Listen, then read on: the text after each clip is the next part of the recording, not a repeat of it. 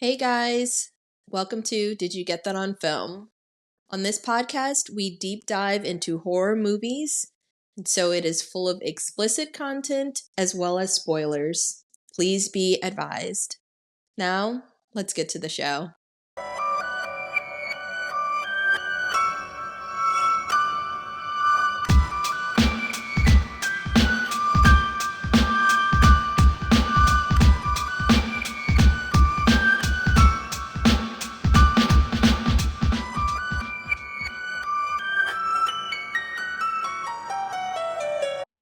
This is Did You Get That on Film, where we discuss characters in terrible situations we would never find ourselves in.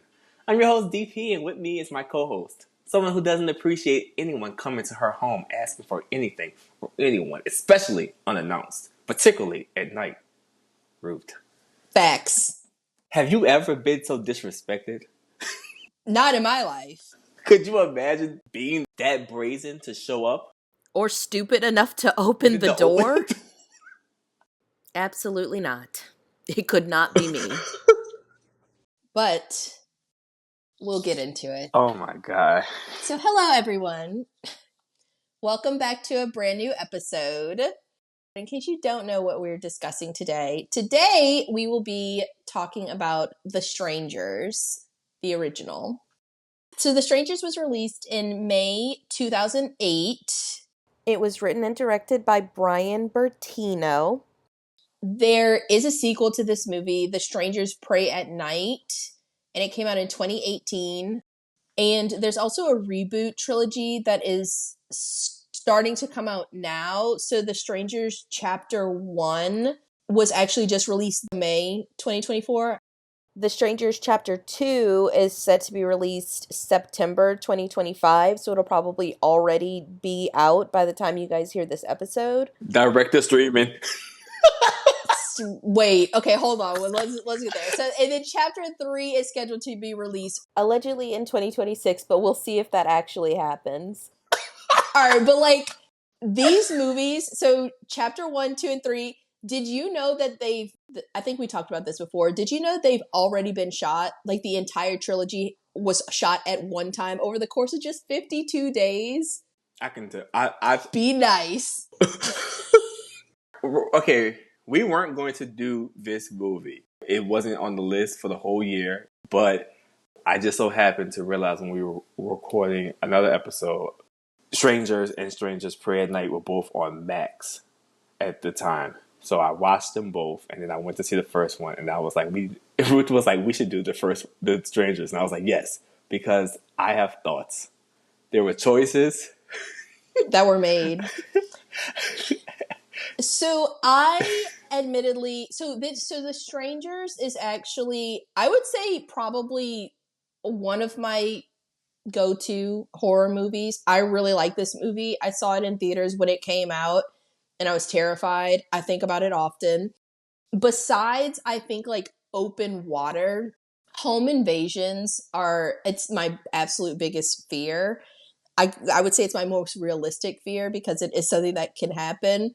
So I just really, really like this movie. So with that being said, I have admittedly not seen The Strangers Chapter 1 because I started to get some bad feelings about it.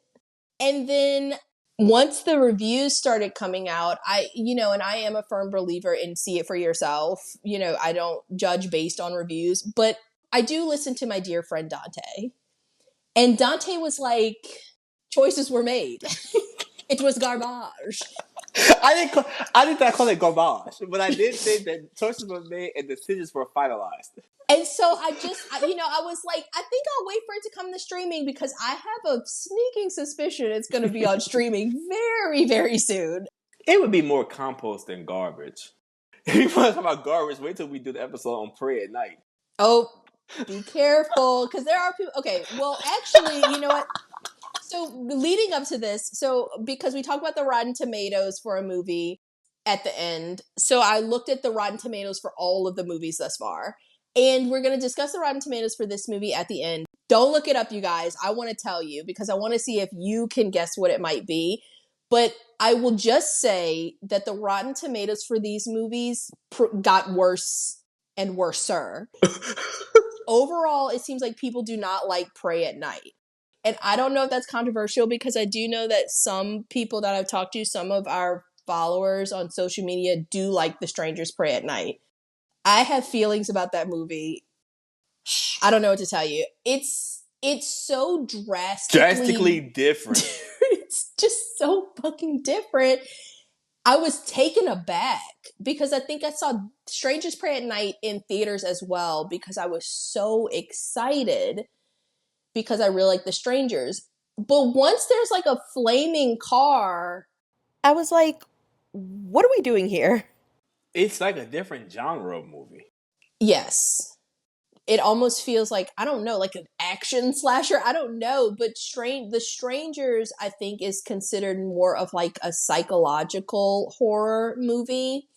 Praise at Night is not that at all. And so it just, I don't know. And I have admittedly not seen it in a very long time. I do need to watch it again, but I remember having some pretty strong negative feelings about it. And then it cannot be overstated. The characters in these movies make poor decisions, right?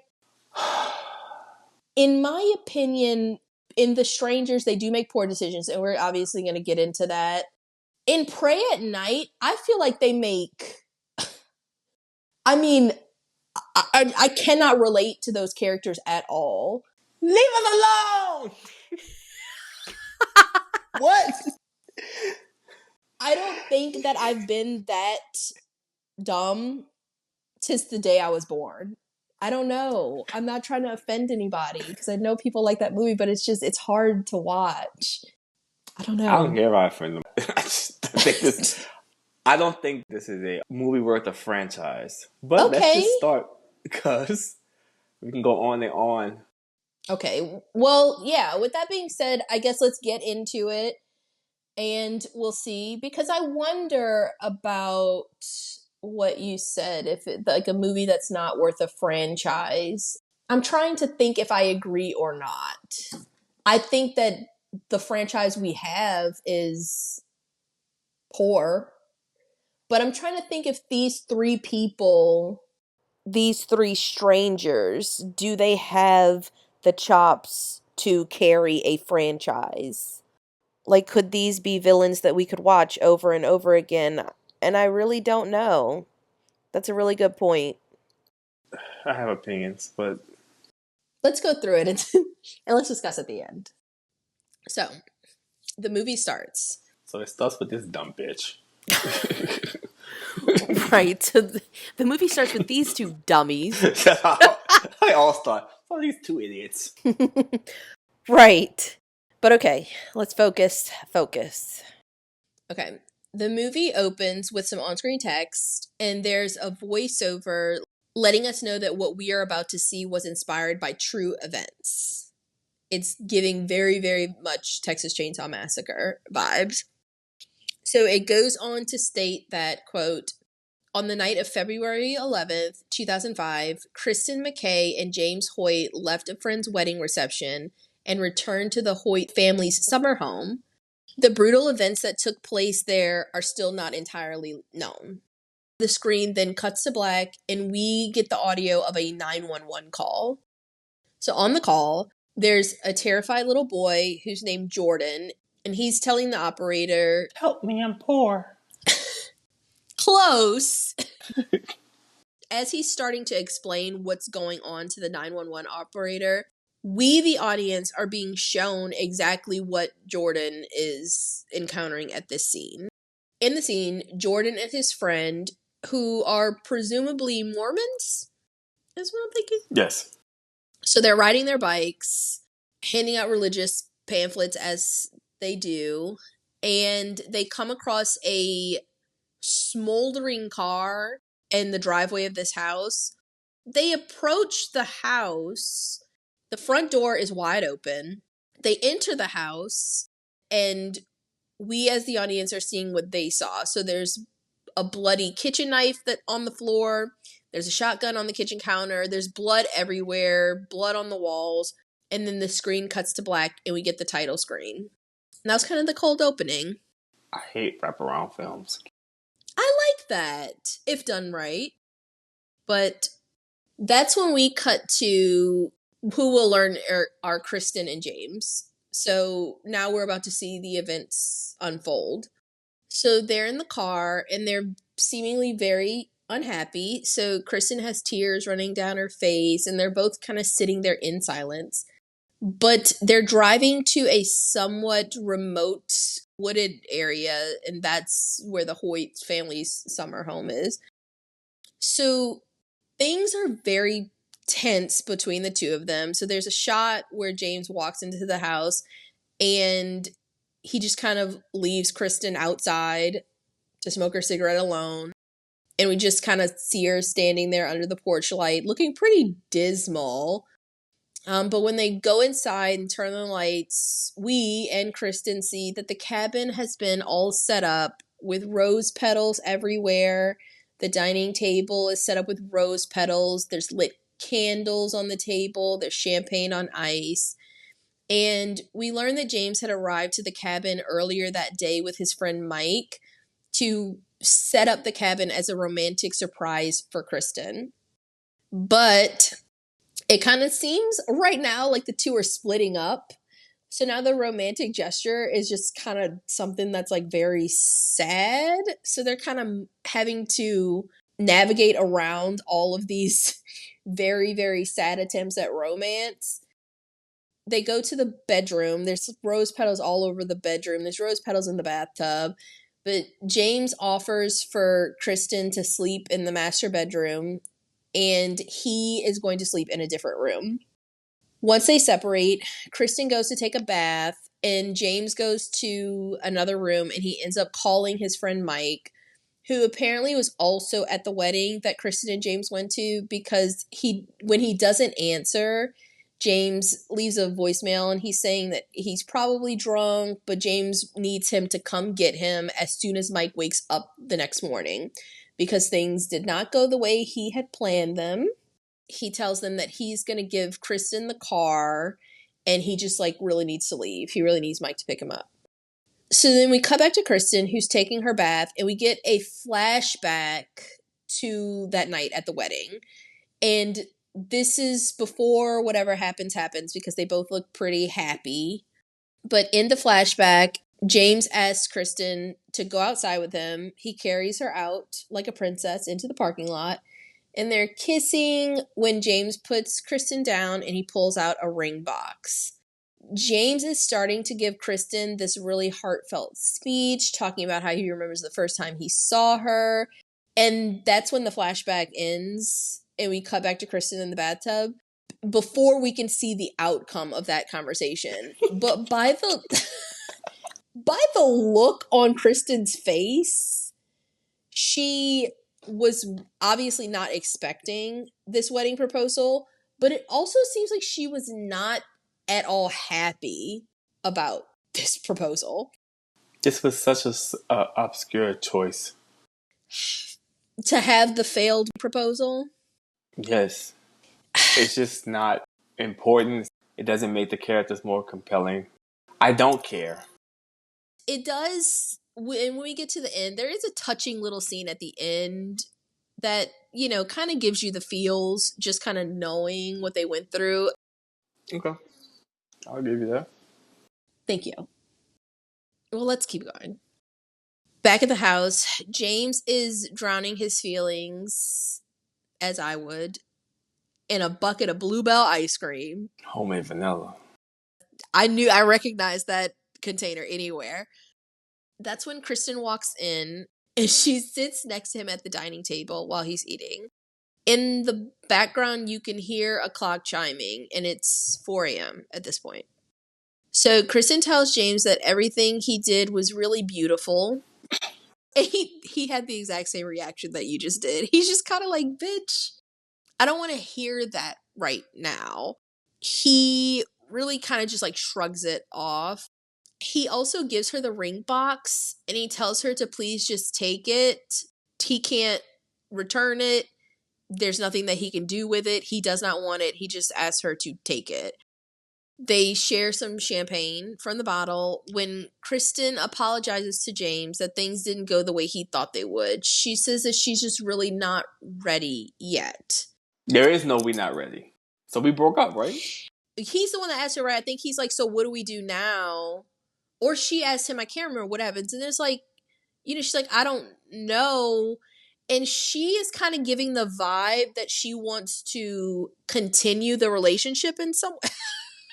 That's not how that works. That's not how that works. Well, that's how James feels. It's over. This is over. That's legitimately how James is taking it, because he gets up and he walks. So he's starting to walk away, and Kristen grabs his hand and asks him to please talk to her. But James is like, no. There is no more talking. Yeah, he's like, this is kind of really sad. This is embarrassing. And so there's like a weird scene where they've kind of been drinking a little bit. He goes to put on the record, and the two end up kind of slow dancing. They're holding each other, and like a lot of the feelings are there. So they start to fool around, and they're about to have sex when there's a knock at the door. Insanity. I would like to reiterate, it's 4 a.m. Okay? Knock at the door, 4 a.m. 4:05 to be exact. They check the clock to be sure. So then the knocking starts again, and it just continues. And it would have just continued. Until your fucking hand fell off. Because what the hell are we talking about right now? So James walks over to the door, and he just answers it. Dante, okay, now I see why she didn't want to get married. Married to you. You're an idiot. Who would do something like that? Just whips it open. He doesn't even ask, who is it? He doesn't look out the window or anything. On the porch is what looks like a blonde young woman, but you really cannot see her well because the porch is totally dark. Closer though. Dante, I would like to reiterate that I said earlier that we get a shot of Kristen standing outside smoking her cigarette under the porch light. There's supposed to be a light on. So as soon as I opened it and it wasn't on, I would have been like, nah, fam. Yeah. So James tries flipping the switch to the light a few times because it's pitch black, but nothing happens. There's a red flag. So the woman then asks, is Tamara here? And when James tells her that she has the wrong house, she says, are you sure? And James is like, yes, bitch, I'm sure. And then they all stand there extremely awkwardly in silence for like 15 seconds, just kind of looking at each other. When the young woman walks away, she says, I'll see you later. I would have put my shoes back on. That's very alarming, right? Like, I'm not trying to be dramatic, but no, Tamara isn't here because what we're going to learn kind of as the movie goes on, and James observes it as well, there's nobody up here. There's nobody in this whole area. These houses act as like summer homes for people, not to mention that they're like in a rural area. So there's a lot of land for this house. There's a big winding driveway. They're totally alone. So this girl, first of all, walking, they don't see a car anywhere. She obviously doesn't live around here. Otherwise, she would know if this quote unquote Tamara lived in this house, right? She's poor. This is summer homes, baby. You're poor. Baby, you can't afford to be in this neighborhood. You need to. I should have called the police just on trespassing. Right. She's out here. Like, Dante, am I making sense? Does this not seem weird to you? Because her being on foot asking for somebody that doesn't live here is at 4 a.m. is very weird. I don't know anything about that because I don't answer the door. I hate that they didn't take this at least somewhat seriously, or at least question it. Because then, or she said, I'll see you later. What the hell does that mean? So that's when James steps out onto the porch, and he finds that the light bulb on the porch, it's been unscrewed. So he instinctively screws it back in, and the lights come on, but that's weird. That's a strange thing that you just had to do that you're not thinking about. He doesn't care. Well, so Kristen is like, this was very weird because obviously, but James says that people get lost out here all the time. Do they? Do they? What the hell are you talking about? That's such a weird statement to me. He lies though. Yeah, no, he does. He does lie, and we'll get to that. So he asked her if he should go get her, and Kristen's like, boy, if she needed help, she would have said so. So then they go back inside, and they're closing the door, but the camera pans to the woods, and we can hear footsteps coming from the tree line. That's another thing that's weird, because that's the direction that the girl walked in. She walked towards the tree line. She didn't walk back down the driveway. These people, and I don't mean to start shitting on them too early. Well, it's only a 90-minute movie. What just happened was very strange, and they don't really address it at all, and that makes me mad because I would have left. But now, back to what we were talking about earlier. So they go back inside, and now the mood is gone. The time has passed. Everybody's back to being sourpuss as fuck. And they're sitting on opposite sides of the room in silence when Kristen states that she's out of cigarettes. So James said that he'll go get her some, which is crazy to me. They're in this very remote area. That's weird, right? Okay, to be fair here, it could be one of two things. So either one, he just really wants an excuse to get the fuck out of this house, which, understandable, the mood in here is whack. Or he could just be trying to be like a really good boyfriend, because realistically, I think that Sebastian would probably offer the same thing, because that's what you're supposed to do, is offer. I would never agree to it, though. That's the weird part, that she accepted. We broke up. Look, we done. You said no. I keep telling you. Yeah, no, you're right. Why are you not packing your stuff? Why are you in my parents' summer's home? Girl, I bought you. You was eating 2 for $20s. We don't know that she was eating 2 for $20s. She smoked cigarettes. I caught you outside smoking cigarettes. Eating a 2 for $20 at Chili's. Oh, raggedy ass. And you gonna say no to me? Girl, come on. And then, it's the fact that, so he's like, well, I want to drive for a while anyway. And then she's just like, yeah, okay. Shit, we be gone. That's my thing. I'm like, don't leave me here. Don't leave me here. I'm not comfortable here. I don't know where we are. And somebody just came to the house at 4 a.m. That's very weird. I would have still had the spooks. And so when he was like, leave, I would have been like, fuck no, absolutely not. If we leave, let's go home. What are we talking about right now? So he's like, let me start you a fire because it's chilly. And after he does it, they're sitting down next to the fire. And that's when he tells her that he wants her to take the car back home tomorrow. And that Mike is going to come pick him up. He's already called him. And he's like, whatever they were planning together, this trip, he's like, this isn't seeming like a good idea right now, because obviously. And Kristen asks him if he's sure that's what he wants. And James is like, girl, yes. Shut up. Because I don't know. I've never been in this situation, so I can't speak from experience. You never turned down a proposal? I have not, and I've hardly ever seen it happen either. So I'm really not sure what happens after the rejection. Like, where do you go from there? Do you move forward? Do you talk it through? I don't know. I thought it was understood that if you propose to somebody and they say no, then y'all broke up. I guess I've never really thought about it. I guess in my mind, I'm like, how could y'all possibly move forward from that? I guess I understand where they're both coming from. I don't. Well, if I was James, I would also be like, you gotta go. Well, I think if we're at the point where I'm proposing, I presume that we've been together for a minute. And if you're saying no, then you ain't feeling it. Yeah, then maybe we're not right for each other. And that's cool. Yeah, I'll just go my way and you go your way.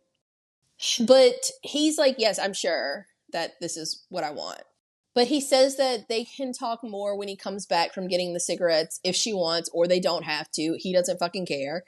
He doesn't say that last part. But that's when he heads out. And he leaves Kristen alone in the house. Why wouldn't you take the ride? I guess because y'all don't want to be near each other. But Tamara's not home. Are you sure? You getting smart? Like, I just don't understand why. It goes back to, I'm always like, oh, we just naturally just like afraid of everything. Maybe. I be struggling. Like, I was like, is it just I just am always afraid of everything?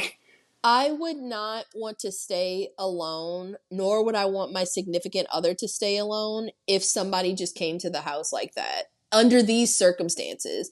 If it was in the middle of a busy neighborhood, like my old neighborhood, where I lived around the corner from a bar, I could forget somebody coming to my house and asking for the wrong person. I wouldn't have opened the door, but if they hollered through the door, "Is Tamara here?" And I would have been like, "No, you have the wrong house," I could live with that. Out here, this doesn't make any sense. Right. Keep going. So after he leaves, Kristen turns on a record and she ends up trying on the ring that James got her. And she's just sitting, she's kind of looking at it on her finger. And then she goes to get a beer and she's kind of like looking around the house, looking at all of the family's stuff. When there's a loud single knock at the door, which obviously startles her because at this point it has to be like almost 4:30. As she walks over to the door, there's another loud single knock. As she gets closer to the door, someone starts knocking in earnest now. Kristen, thankfully, does not open the door, but she gets to the door and she says hello when she hears the exact same girl asking, "Is Tamara home?" And Kristen is like, Hell no. she's like, "You already came here." And the girl asks the same follow-up question, almost like she's reading from a script because it doesn't really make sense in this context. She's like, "Are you sure?" Kristen obviously doesn't answer. And then she just hears footsteps walking off the porch. And that's when, Dante, did you notice that this is when Kristen locks the door? People live a very, very, very strange lifestyle. It's very inappropriate in my opinion. Something that I cannot relate to at all because the door's unlocked this whole time? Is Tamara pinup girl? That's a good question. I don't know if Tamara is pinup girl or if Tamara is just like a name that they made up. There is a case. It is a true crime case. So this really happened. It's the Sauter family children, I think was their name. So in that, the mom gets a phone call. It's somebody calling and they ask, I think they say something like, "Is Tammy there?" Or "Is Tina there?" Or something like that. And the mom is like, "No, you have the wrong house." And so then they end that phone call. And then later that night, somebody burns down the family's house.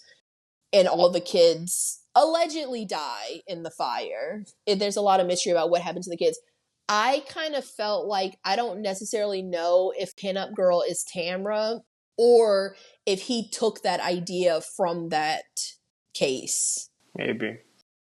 and just like made it like a name that was similar to what happened in the case. Because as we'll learn, and we'll talk about it later in the fun facts, this movie is technically based on true events. So he pulled different events to kind of come up with the concept of the movie, but he is obviously aware of like true crime things. So that's what I was thinking. I know that I talked to somebody else that does think that like Tamra is going to be a person and will maybe show up like in this trilogy or something. I just thought that because she was already in the house. Oh, She said, "Are you sure? that's really creepy. Is Tamara home? No. Are you sure?" That's why I thought that. That's dumb creepy, Dante. If that was the case, I never thought that before, but that's insanely creepy. I wish that that was the case, but I just got the feeling that it was just something that they made up. Yeah. Yeah. It's probably just like that. But I just thought about that when we were talking. Like, oh, well, she's already in the house. She kept asking, "Are you sure?" Maybe she didn't look. Maybe Tamara is home. Maybe she is. That's why they need to consult us on On movies. everything. Yes, because that's so creepy. That's like creeping me out at the thought. But yes, so Tamara's not here. The girl walks off. Kristen walks back into the living room. And on one side of the room, so it's the way this house is set up, the house is really not big at all. It's a single floor house. I'll say nothing, y'all. I'll No, see it better. stop. I'm really not trying to shit on the house because at the She end of the said day, you gonna have a summer home. At least let it be something. well, look, I'm not trying to shit on them. It definitely has a lot of character. Dante, I can't really talk because I don't even have one home. Okay, I rent. These people own some real home and have a summer home. Let me shut my poor ass up because I'm just trying to give you an idea of the layout of the house. Okay, at the front door, you walk in. There is a hallway. It's long enough that you can't see the front door from like the kitchen. Like it's not just like an open concept. It's like there's a front door. It's two big wooden doors, so they're not flimsy doors. And then you walk down this hallway, and that's when you enter the living room slash dining room. So it's a big living room area. There's a dining room there. Next to the dining room, there is a kitchen that is pretty open, but there's like, I guess, what you would consider like an island, like bar type seating area that separates the dining area from the kitchen. Next to the kitchen, there's big sliding glass doors. Their back door is a big sliding glass back door, and they have tall curtains that are hanging over this sliding glass door. That's if you walk into the house and go to the right. There's the kitchen. If you walk and you turn to the left, just beyond the living room, there is a long hallway. And down this long hallway, there's multiple rooms. So there's the master bedroom. There's, I guess, whatever room James was going to sleep in. And then there's another room that seems like it's just for like storage stuff. There's just a bunch of shit in there. And so those are the rooms that we see. But that's pretty much the gist of the house.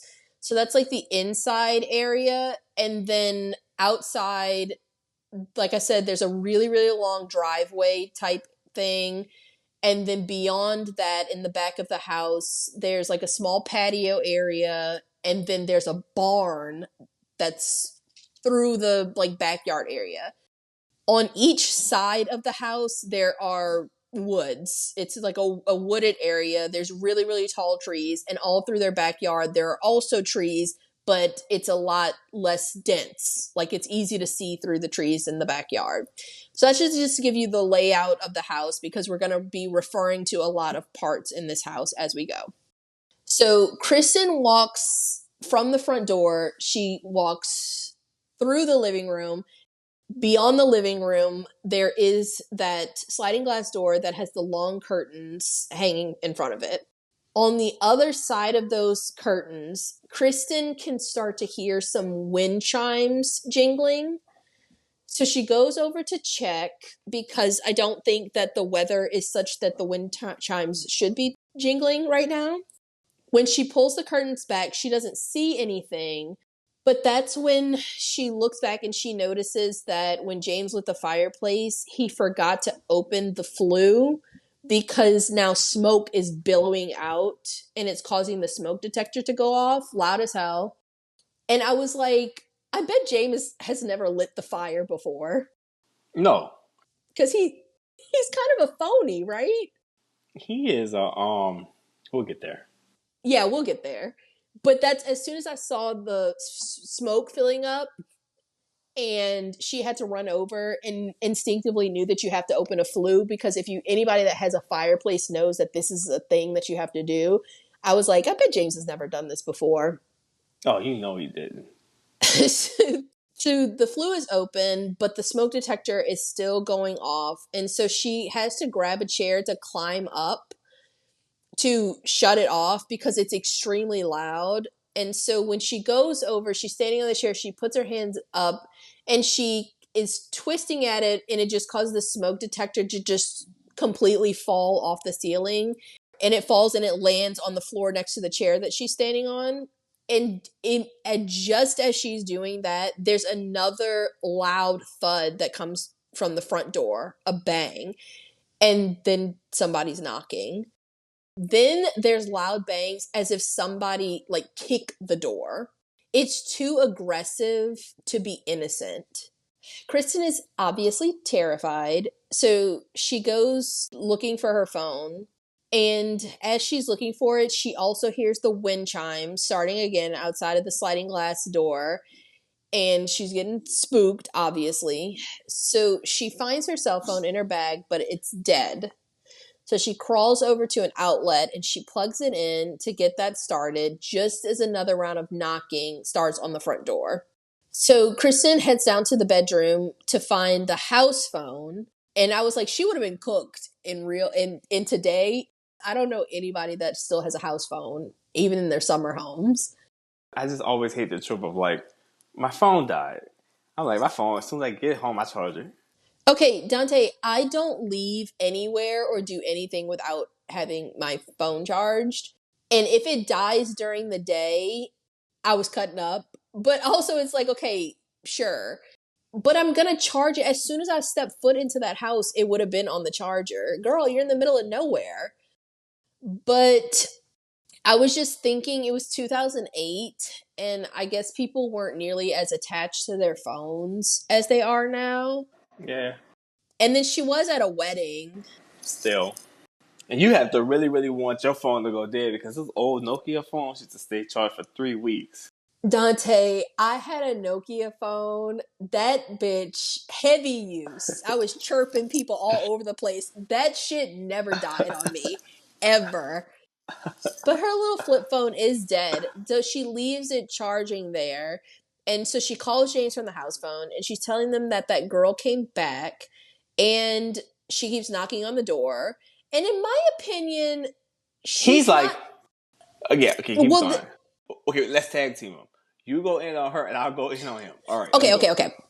So in my opinion, and tell me if I'm wrong, because I don't know if I'm being like too hard on her. I don't feel like she's conveying the situation seriously enough. She's not. Okay, thank you. She keeps coming back, James. But it's not just that she keeps coming back. Y'all, I don't know if I'm stating it seriously enough. The person was kicking the The door door. as if it was like a police. Ray. Yeah, Trying like to they break were in. coming in. She's Yes. kicking the door. She's trying to break in. Like she's trying to break the door down. It's not a little knock, man. And then his first Yes. thing is like, what do you mean? What do you mean? What do I mean? Did I Okay. say this in a language that you don't speak? I hate that. I hate that. I I know. hate that. And I don't and I'm hesitant to even call it a trope, although it is a trope. It happens all the time in movies. It's called man smart woman dumb. That's the That's real trope. that's what I was about to say because I was like, it happens all the time in movies, but like realistically, it happens all the time in real life too. Okay, because I cannot tell you how many times I've been in a situation and a woman saying something and a man's like, "Well, how do you know?" Because I'm a living, breathing person who has fucking eyes and ears. The bitch is she. It's so. So Kristen is like, bro, what the fuck do you mean? I heard her voice. And no, I didn't open the door. Well, did you open the door? No, I'm not you.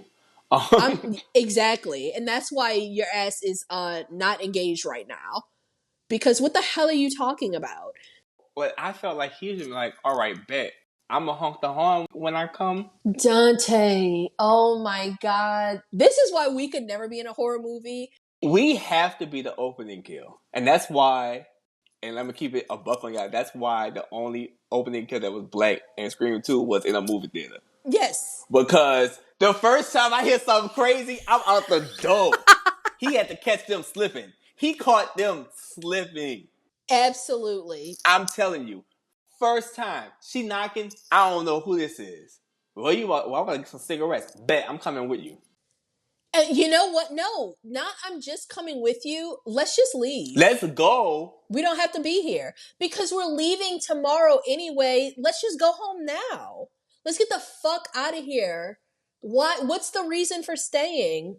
Let's go. And when we go outside, if the tires are slashed or something, then at least the movie has recognized that they understand that they're in danger. Yes. People just be knocking on the door at 4 o'clock in the morning. And you're like, I'm going to run out for a cigarette. They must be squatting. Wait, stop. Dante, stop. Because I thought that, and we'll keep going there. But I was like, yeah, are y'all sure that Tamara isn't here? And y'all just aren't aware that somebody's been living in your house. If anybody knocked on my door at 4 a.m, Dante, I remember somebody that we know, a friend of mine, a friend that I knew that had like spent the night at my house. Like I said earlier, there was a bar around the corner from my house. This friend had been at the bar. It was only like 1 a.m. And I say that lightly because I'm like, only 1 is still hella late to me, but I know that people out there consider that early. It was like 1 a.m. on a Saturday night. I was bonnet on, creams on, in the fucking bed. They knocked on my door and I looked outside and all I could see was like, because it was kind of, the window was kind of dewy. All I could see was like a little black girl with braids. And I was like, I had my finger on my panic button because I slept with a panic button. I was like, if she knocks again, I'm pressing it. I don't give a fuck. That is the kind of life that I live. If it had been 4 a.m, I would have pressed it the first time. Because why are you at my house? And you kept coming back. I'm just so frustrated. Because she's knocking and she keeps knocking. And you already told her 2 times that Tamara isn't home. So this is no longer innocent, right? Right. Call the police. Right. This is crazy. Yes. And she's not conveying that. I was really frustrated about that. But then he's asking questions that don't need to be asked. Dante, let's keep going because questions that don't need to be asked is this man's middle name. And lies that don't need to be told is his last name.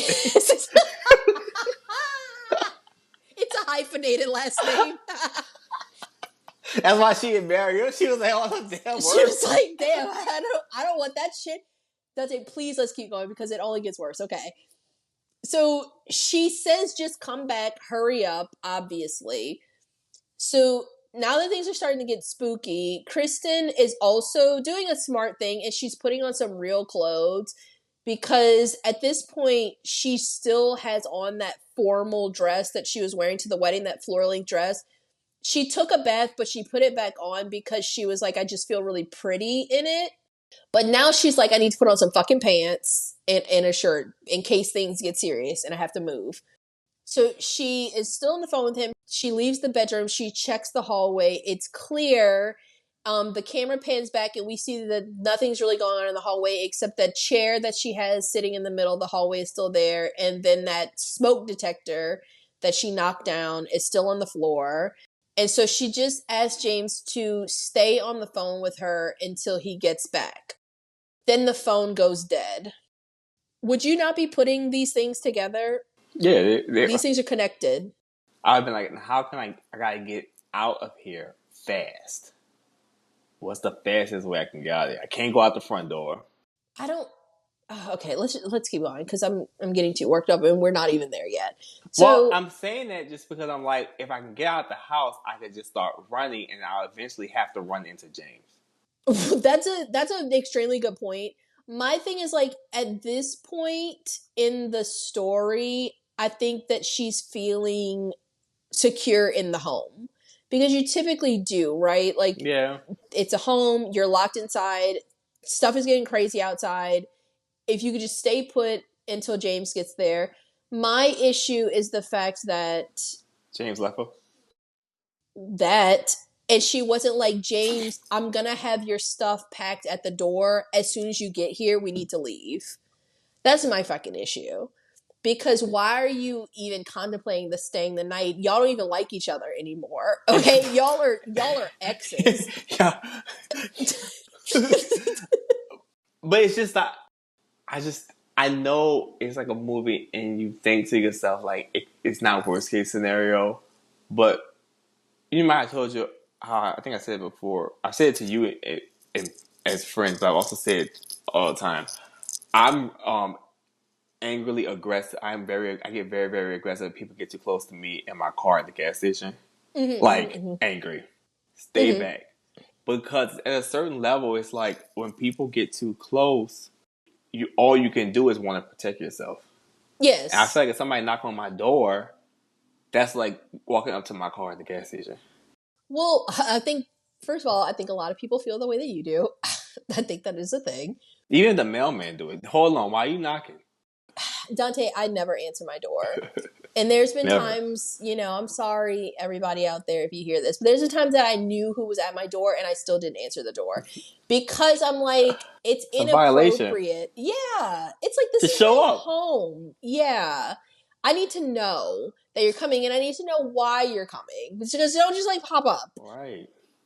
But to add an added layer of that, this person has already spoken to you twice and asked you for somebody that is not here and then is doing this, like knocking on the door like this is nefarious. They want to harm you. Exactly. That's what my mind would go to. Okay.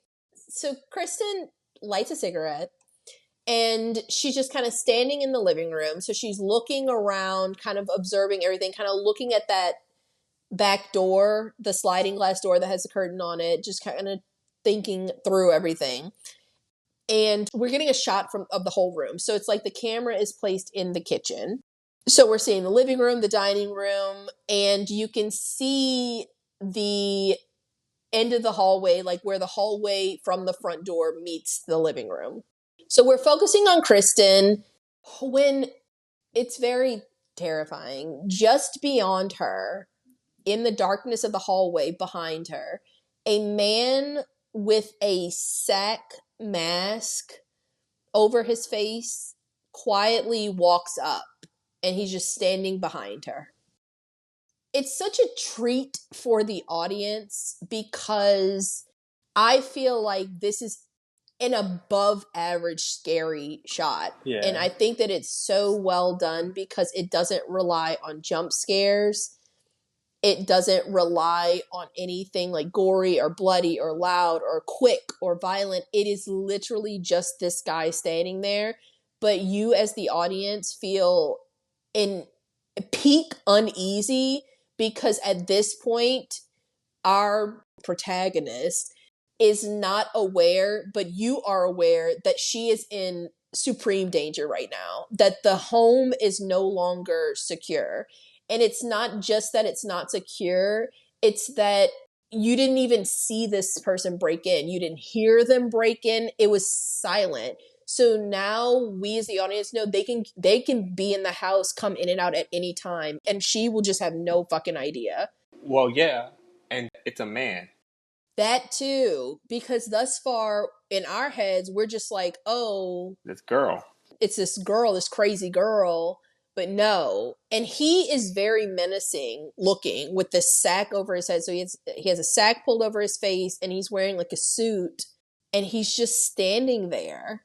I don't know how he's so stealth and so big. I thought the same thing because this motherfucker is stealthy as hell, and we're gonna see that throughout the movie. But I think that this is one of the scariest shots, in my opinion, in a horror movie. I really do, because it's, in my opinion, it's so grounded in reality.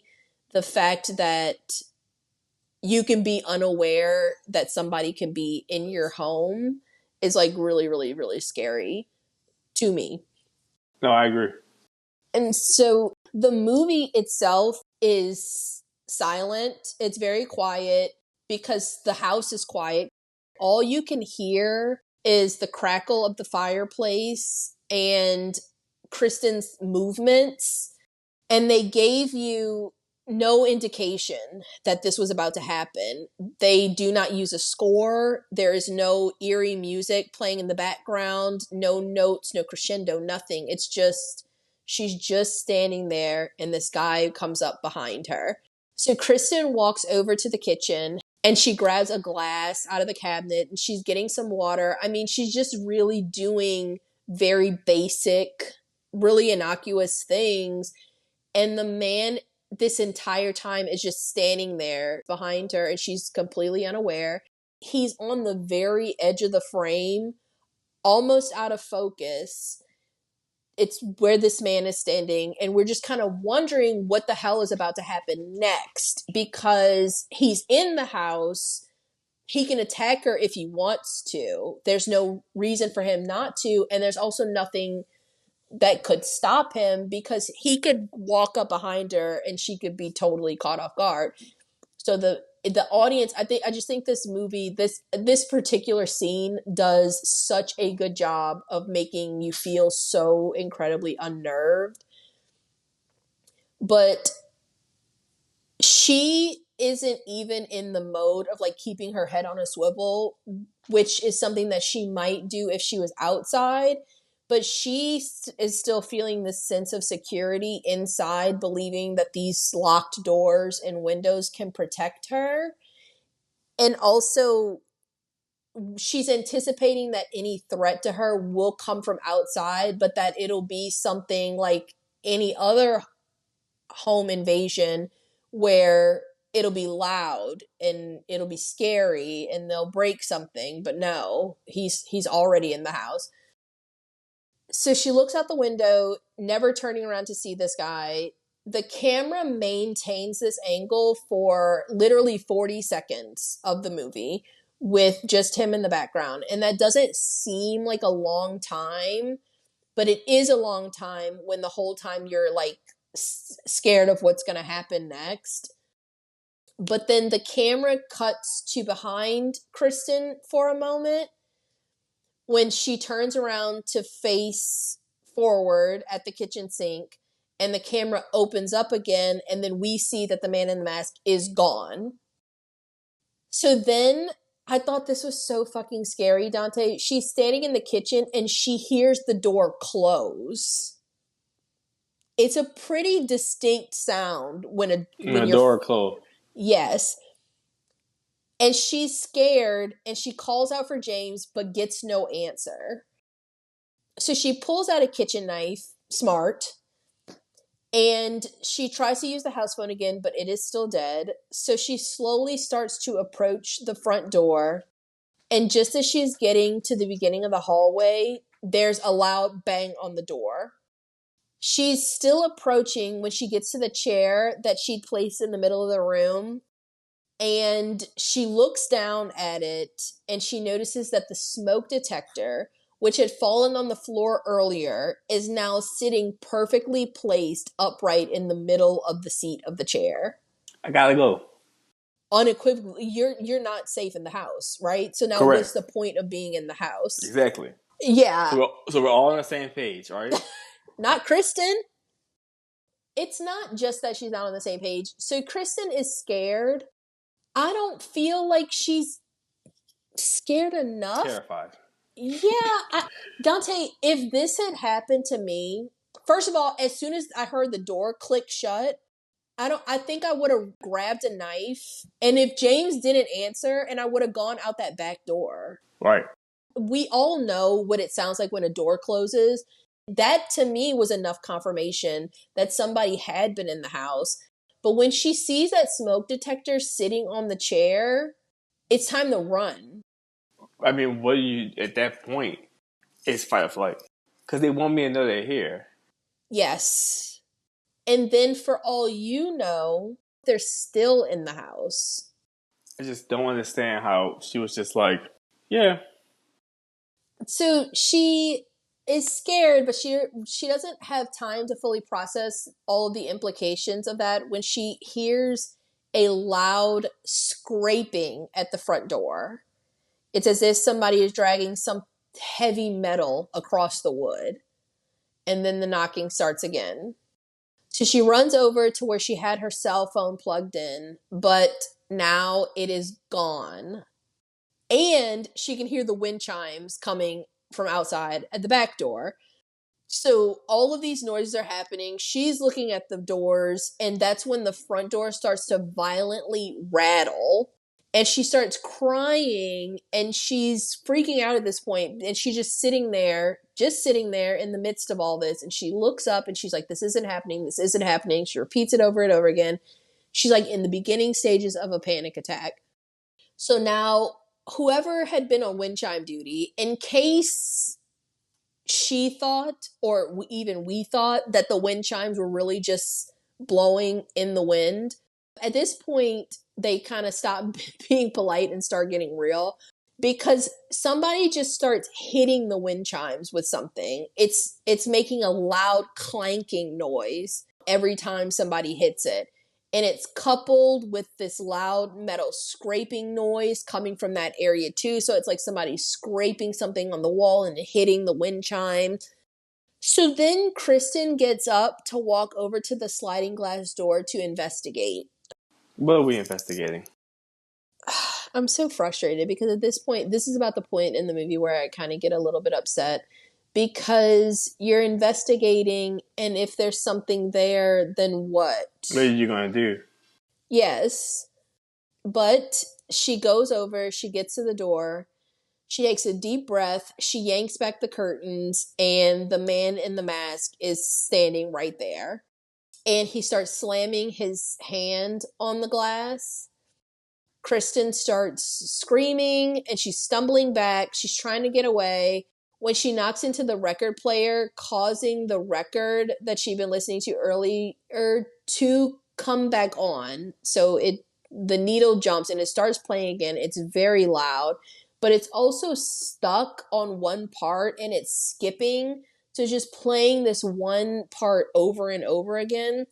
And so there's that. There's him like hitting the sliding glass door. There's banging on the front door. There's this music playing. It's all like very anxiety inducing. And so when Kristen is now in sight of the front door, she hears it unlock and then it just pops open slightly. Dante, first of all, it's too much. It's too much at this point. First of all, I would have shit on myself a long time ago, but at this point, I would be. But at this point, I would be shitting and vomiting at the same time because what the hell is happening right now? Dante, once the door opened, she very slowly walks over to it, and then she leaves it open as she peeps out. I don't know. I was confused by that. I can't relate. So that's when all of a sudden the blonde girl that appeared, this is the blonde girl that's been knocking on the door all night, but now she's here. She's wearing a baby doll mask and she appears right in the opening of the door. So this is Dollface. So Kristen closes the door, terrified, and she just kind of collapses to the floor, panicking because she's kind of fucked at this point because now she is aware of what we knew, that there's at least two people that are stalking her in this house. So that's when Dollface starts aggressively rattling the front door, rattling the doorknob, pushing on it, banging on it.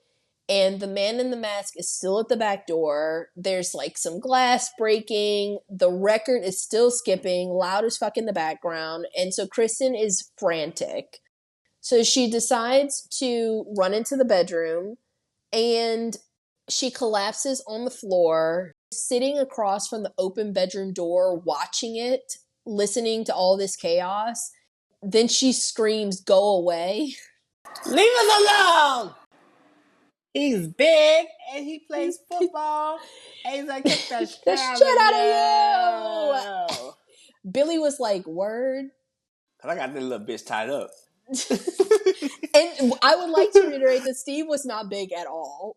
Like, he just played football. He looked like the kicker. But I digress. Yeah, so she pulls that and she starts yelling for them to go away. Presumably, right, like alerting the people outside to where she was in the house. because as soon as she does that, then the banging starts at the bedroom window behind her. And so she's trying to turn off the lamp. She cannot. She ends up breaking it and gets a really, really bad cut on her hand. But she doesn't have time to really deal with that because that's when she hears the front door open again. Then somebody turns off the record player and she can hear footsteps coming down the hallway towards the bedroom. And she's on her hands and knees just watching the bedroom doorway. She has this knife in her hand and she's waiting for someone to appear when James walks in. I hate James. I felt sorry for James at first because I was like, damn, she rejected his prom proposal. He's all hurt. He'd come to the cabin. Her prom proposal. He ever go prom. Stop. She rejected his engagement proposal, marriage proposal. And he'd already set up the rooms and it's all awkward and stuff. So I felt sorry for him at first. But then James comes in and I don't even... Why did you come in so quiet? I don't understand that. Like, you weren't like, okay, I'm back. He was just like, let me just sneak in real quietly, turn off the record. He said nothing. No, he didn't. He didn't say anything until he appeared in the room and then started saying a bunch of bullshit. He really pissed me off because she pulls him into the room. She closes and locks the door. She barricades the bedroom door behind him. What are you doing? What's going on? So I'm getting so heated because Kristen starts telling him that somebody's out there, and she's clearly terrified. In fairness, I guess she really isn't articulating the situation very well, in my opinion. But then on some real shit, I know that if it was me and I was talking to you or I was talking to Sebastian, y'all wouldn't have to hear me saying any more than that, right? Like through tears, if I said somebody is out there, we would immediately start making moves. Am I wrong? We gotta go. Her. Okay. It would literally be the personification of say less. We would be coming up with a plan to get the fuck out of here. James is not that person. James really kind of starts giving Kristen the third degree. Yeah. Like, well, you're a woman, so you're obviously overreacting. You're not smart, and you're making this up. Thankfully, me, a man, is here to make sure that things are correct. Dante, why would you read from the script like that? I pulled it up on the internet. Dante, that's almost like verbatim what the fuck he says. Because basically he's like, you woman with your little pea-sized brain, how would you know when you're in danger? Me, a big strong man, knows everything. So when you say someone is in the house, what do you mean by that? Do you know what a house is? Wait, but then Dante, he does a thing that really pissed me off. Wait, which part? Well, he's like, calm down. Oh. You need to calm down. She should have spelled him. I've already said, and I'll say it again because I don't think I say it enough, people don't spit on people enough in movies anymore. In movies or life. I prefer a good, strong pistol whipping. Well, when you don't have a pistol available, spitting will do. Because he's telling her to calm the fuck down. He's like, how do you know somebody's out there? And she says to him, I saw a man at the back door wearing a mask. What kind of mask? What? What are you talking about? What does that even mean? He was like, what? Like a ski mask? Dante. I'm surprised she didn't choke him. I'm surprised she didn't stab him. Because Kristen is, just as annoyed as we are by this fucking question, because she's like, she looks at him like he's fucking dumb, because he is, and she's like, a fucking mask. I don't know. What more do you need to hear from me? I looked out the window and someone was looking back at me. What does it matter what kind of mask he had on? If he hadn't been wearing a mask, if I just told you that I went to the back door and somebody was standing at the sliding glass door, a man was there looking in at me, that should be enough. Man here, 4:30 in the morning, shouldn't be. James is a nincompoop. And you can't convince me otherwise. They're in the house. He's in the house. So look, that's the part that okay. So he keeps telling her to calm down, and at this point, I would have stabbed him, but Kristen's doing her own thing. Okay, but he picks up the knife and he unbarricades the door to go check it out. And now I am extremely, I mean, utterly frustrated with James at this point. But I'm also mad frustrated with Kristen too, because while yes, your significant other should not have to read an entire thesis from you on why you feel like y'all are in danger right now, she still failed to mention what I think are some really, really, really vital fucking pieces of information.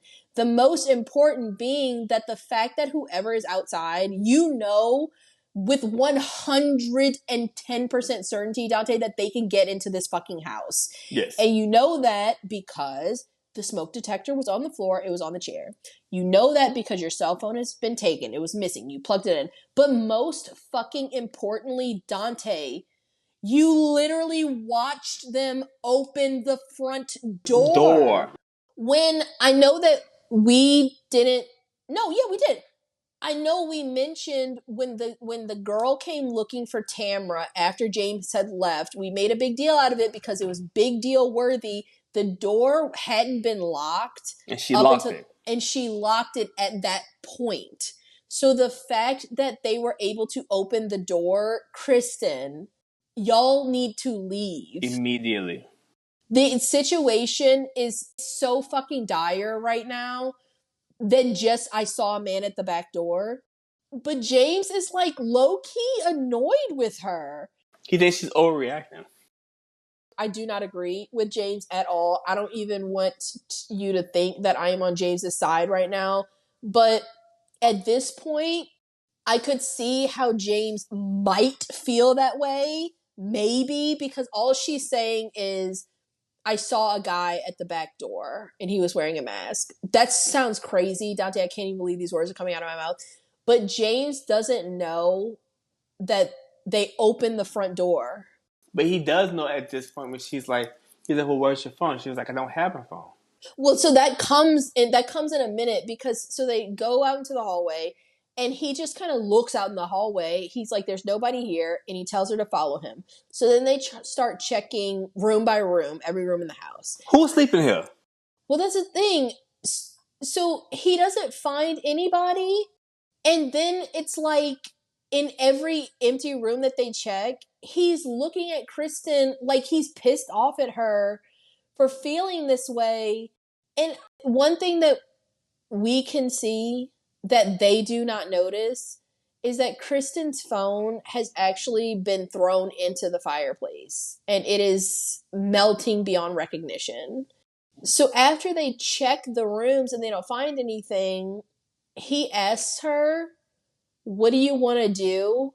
And she says, I don't know. I hate both of these people. Why does she have to be so helpless once he's here? I mean, she was helpless in the beginning, but it's like they roll her to become so helpless. And we'll see it even more throughout it. The way she just like talks, it's like she's so weak. No, you're right. She is very weak. At no point does she do anything to like really stand up for herself. You know what I mean? Like at no point does she do anything that's like fight back in any way. Right. She needed to say, I watched them open the door. But you know what? I guarantee if she'd said that, he would have been like, oh, you probably just forgot to lock it. It's probably just a win. Dante, and but at the end of the day, she didn't tell him that. These are really, really important details, but it's like the movie, it's like sometimes this is the situation where I feel like the movie is going to movie because I feel like in reality, after what she has encountered, there's no way that I feel like somebody wouldn't be like, let's just leave. So now they're staying here for what? And I don't know what would have happened if they decided that they were just going to leave like right this minute, but they don't even suggest that. And that's frustrating. So then this is frustrating too. So now James and Kristen are in it's like this room, I guess it's like that storage type room. And they look out a window and they see Dollface. She's just standing there outside, totally still, watching the house. And James asks Kristen if he should go talk to her. And Kristen is like, they don't want to talk. You fuck. You wanted me to marry you? Ridiculous. What are y'all going to talk about? Shut the fuck up. Tamara's not here. We already told her that. But he says, well, they have to want something because people don't just stand there looking like that. And it's like, James. You are so, it's not even like you stupid. You're just kind of like annoying. Yes. We need a plan, man. We need a plan. And the plan can't be you go talk to Tamara. She's come to the door. Twice. And at this point, the fact that she's still here when we both told her that Tamara doesn't live here, this should be like really alarming to you. So that's when James says that he left his phone in the car and he has to go get it. Okay. I'm sorry. I'm getting a headache thinking about this. I'm just like, let's try to get through it. Because every little thing that they do, I'm pissed off. Because he's saying that he has to go get the phone. I would have been like, I left my phone in the car. Let's just get out of here. But okay. It's at this point that Kristen tells him not to go outside because one of them came into the house and took her phone. And he's mad annoyed. And he said, Kristen, nobody came in here. I'm very happy that she did not accept this fucking proposal. This loser. This fucking moron. So they look back and they see that Dollface is gone. And so James heads out to the car. When he gets outside, he at least brings the knife. So good. But he sees that they have destroyed the car. So the windows are bust out. The windshield is destroyed. The car is like really beaten up. James, where are you going? Kristen, get inside. Yes, and he keeps telling her to get inside. And so he's looking in the car, and his phone is also gone now, too. So he reaches his hand down, so he's bending down looking on the floor of the car when a hand reaches into the car from behind him and taps him on the neck. That's how little you're paying attention to your surroundings in this clearly very dangerous situation, because at this point, you know that this isn't like a little prank, right? Like they really destroyed his car. No, I know.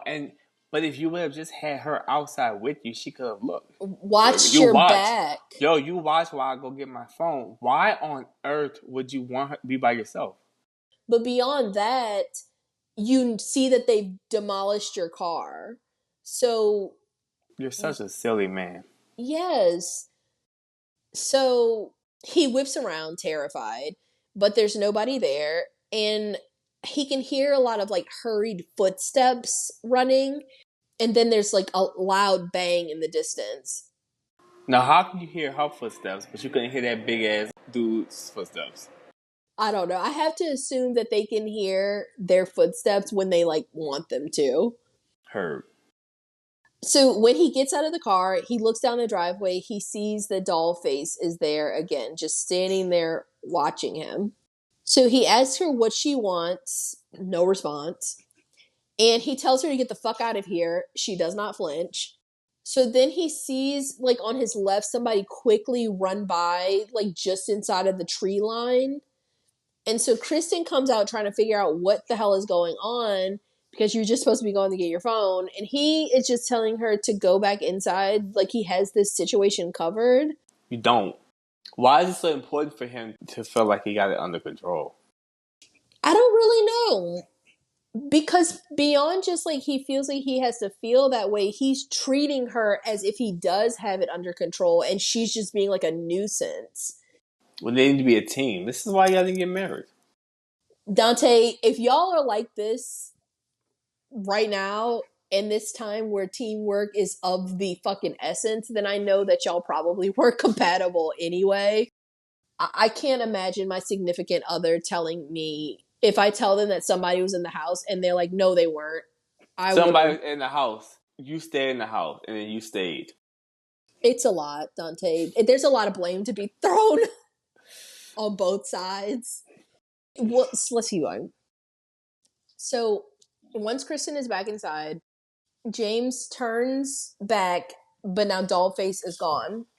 So he goes walking down the driveway to find her.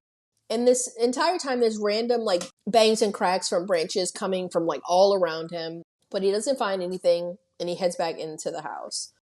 It's at this point that he tells Kristen to get her stuff. They're leaving.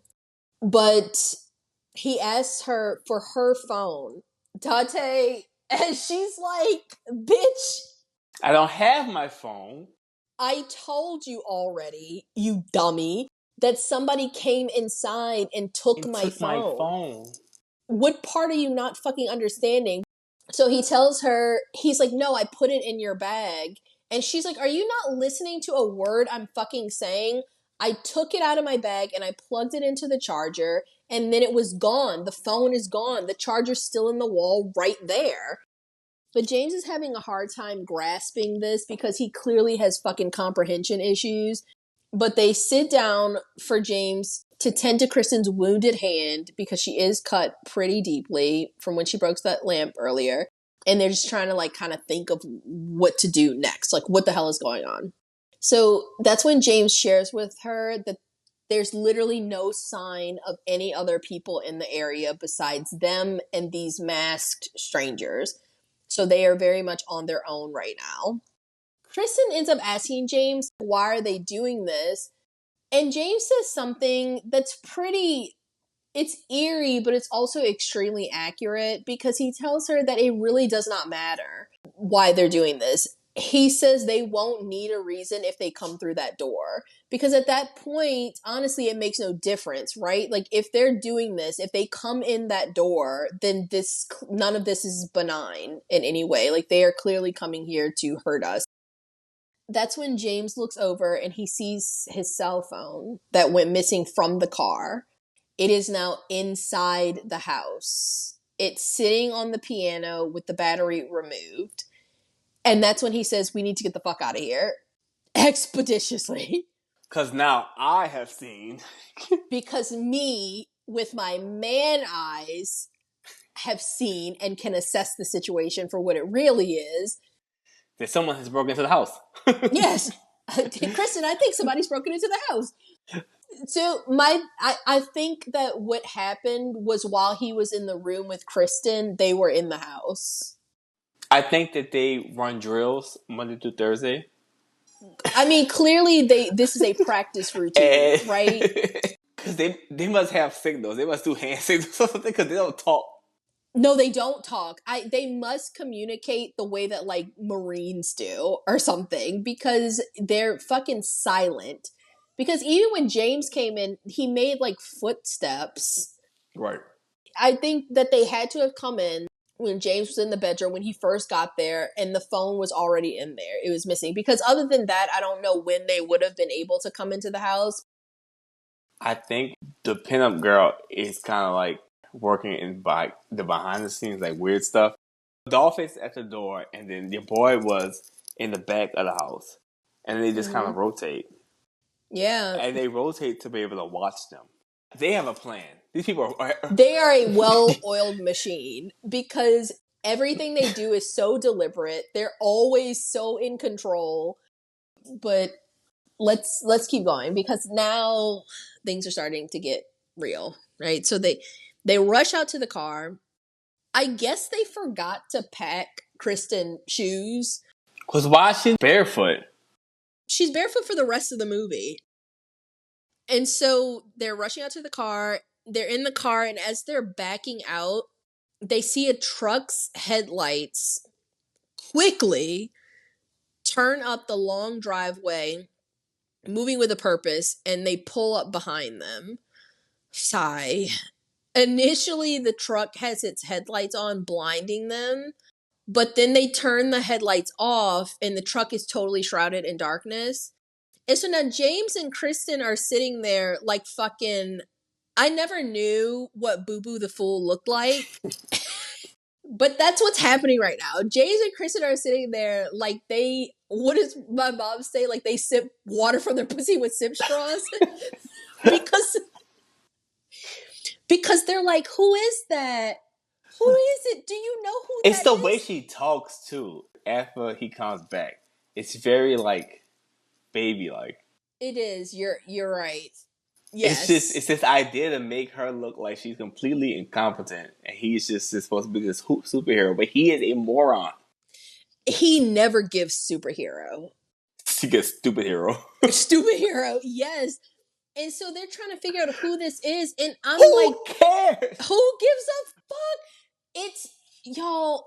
My head hurts because it's obviously nobody good.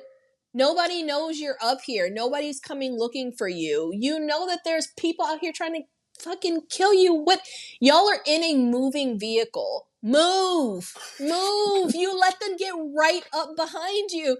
So then the truck inches up slightly, just enough to get some light from the street light, and they see it's yet another person in a mask. This one is a pinup girl. This is the first time that we're getting to see pinup girl. So this is also confirming to us, like for sure, that there is a third person out here. So James is like, get out of the car. Why? Why, James? Why? But when they turn around towards the front and they see that standing in front of the car is the man in the sack mask. Run him over. If you do not commit vehicular homicide this very fucking minute, I can't Then what fuck you with doing? you anymore. Yes. They don't though. They don't hit him. You're in your absolute best weapon right now. You are in a fucking moving vehicle, and he's standing in front of the car. Which honestly, for as smart and as coordinated as the strangers are, I think that what they're doing in this scene is probably the silliest thing that they do in the whole movie, because what is stopping them from running you over? Even at that point, if Pinup Girl did ram them, if they floored it and ran you over, anything that she would have done to the car after that would have only been equally as detrimental to you. You know what I mean? Because that my Volvo would have been on top of you, but they don't, and I am confusion. And once you get one out of the way, it's two bitches. That's the thing. You have the best opportunity to get the upper hand here because it's the biggest one. Get rid of him. Get rid of him. Easily. You can hit him with this fucking car. Even if you don't kill him, you're definitely going to fucking incapacitate him. I would back that bitch up and run over him again. Like it was a 99 2000. Yes, like hit him, let her, if she's going to floor it on your ass, hit you too, let her run over him too. Get this bitch on the ground. We'd be riding all through the trees. Dante, that too. We would have never got out of that car. Push the seatbelt on. He says, get out of the car for fucking what? If you do not hit this bitch and then drive through this fucking backyard, you could turn the car. Dante, I was so fucking frustrated. Jay says, get out of the car. And she's like, yeah, let's do it. And you won't be the head of the household. This your king? Is this your king? Good for her for following your gut, girl, because this is not head of household material. Not at all. He said, get out of the car. Bitch, what? If we have to die right here, I'm taking one of them with me. Abso-fucking-lutely, I'm gonna hit this bitch. And then it's like you get the biggest one out of the way first. That is the best advantage you could have possibly gotten. But then you've evened the numbers too. Now we 2-on-2. That's Yes. like we talked about that in our Devil's Reject episode. Remember we said when Otis had them two driving, we would have crashed that car. Yes. Because why not? Because if I have to die, I'm taking you with me. You coming We're with me? gonna die in this bitch together. Crash this bitch. Hit him with your car. James said, get out. Girl. And she got out, is the crazy thing. She does get out. So they're sitting there long enough for Pinup Girl to then slam the truck in the back of their car. And I know that if you've never seen the movie, the way that we're describing it, you might think that this all happened very quickly. and that she pulled up behind him. They didn't have time to react, and then she slammed into them. No. We got some fucking cinematography with that reveal shot of her face. Like, we had time to do a whole reveal. So they climb out of the car right before she slams the truck into their car a second time, demolishing it. When they run back into the house, they lock the front door, and then James goes to the back sliding glass door, and it's wide open. He has to close it himself. So at this point, Kristen is like, James, we need a gun. No, you need to run. Well, luckily, James's father does have a shotgun. James just has to, like, put it together. So he suggests that they head to the bedroom to go look for bullets. Once they get to the bedroom, when they walk in, the once closed curtains to the bedroom window are now open, and someone has written hello all over the inside of the window. So James checks the room. Nobody's inside. But someone outside starts throwing what, globs of mud? But I can't really tell. It's something that's hitting the window really, really loud. So they go in the closet and they end up finding the bullets. But James is really struggling to put the gun together. And Kristen's like looking at him like, okay, now's not the time to get the jitters. And he's like, I don't even think I know how to load this bitch. And Kristen's like, Come again? What the fuck are you talking about? You said you used to go hunting with your dad all the time. And he's like, no, that's just something that I would say. So you lied. So you lied. So you admit you just lied. One beer with lunch is hardly drinking. But Kristen looking at him like she wants to have this fight with him right now. But in the back of her mind, she's like, I'll address that if we get out of here. He's not the enemy yet. I know, right? Because she can't believe that he's saying this. In this moment, this is the worst time to find out that somebody's just been a total and utter fucking liar and doesn't even know how to use a gun when you absolutely need one.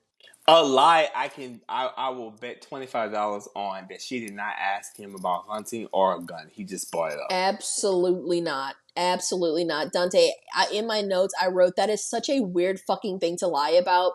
I know he volunteered that lie. But my thing is, like, realistically, and I know that we're getting a little bit off topic, but, like, on some real shit, if you lie about something that fucking small and weird, like, you probably lie about a lot of other stuff about yourself, right?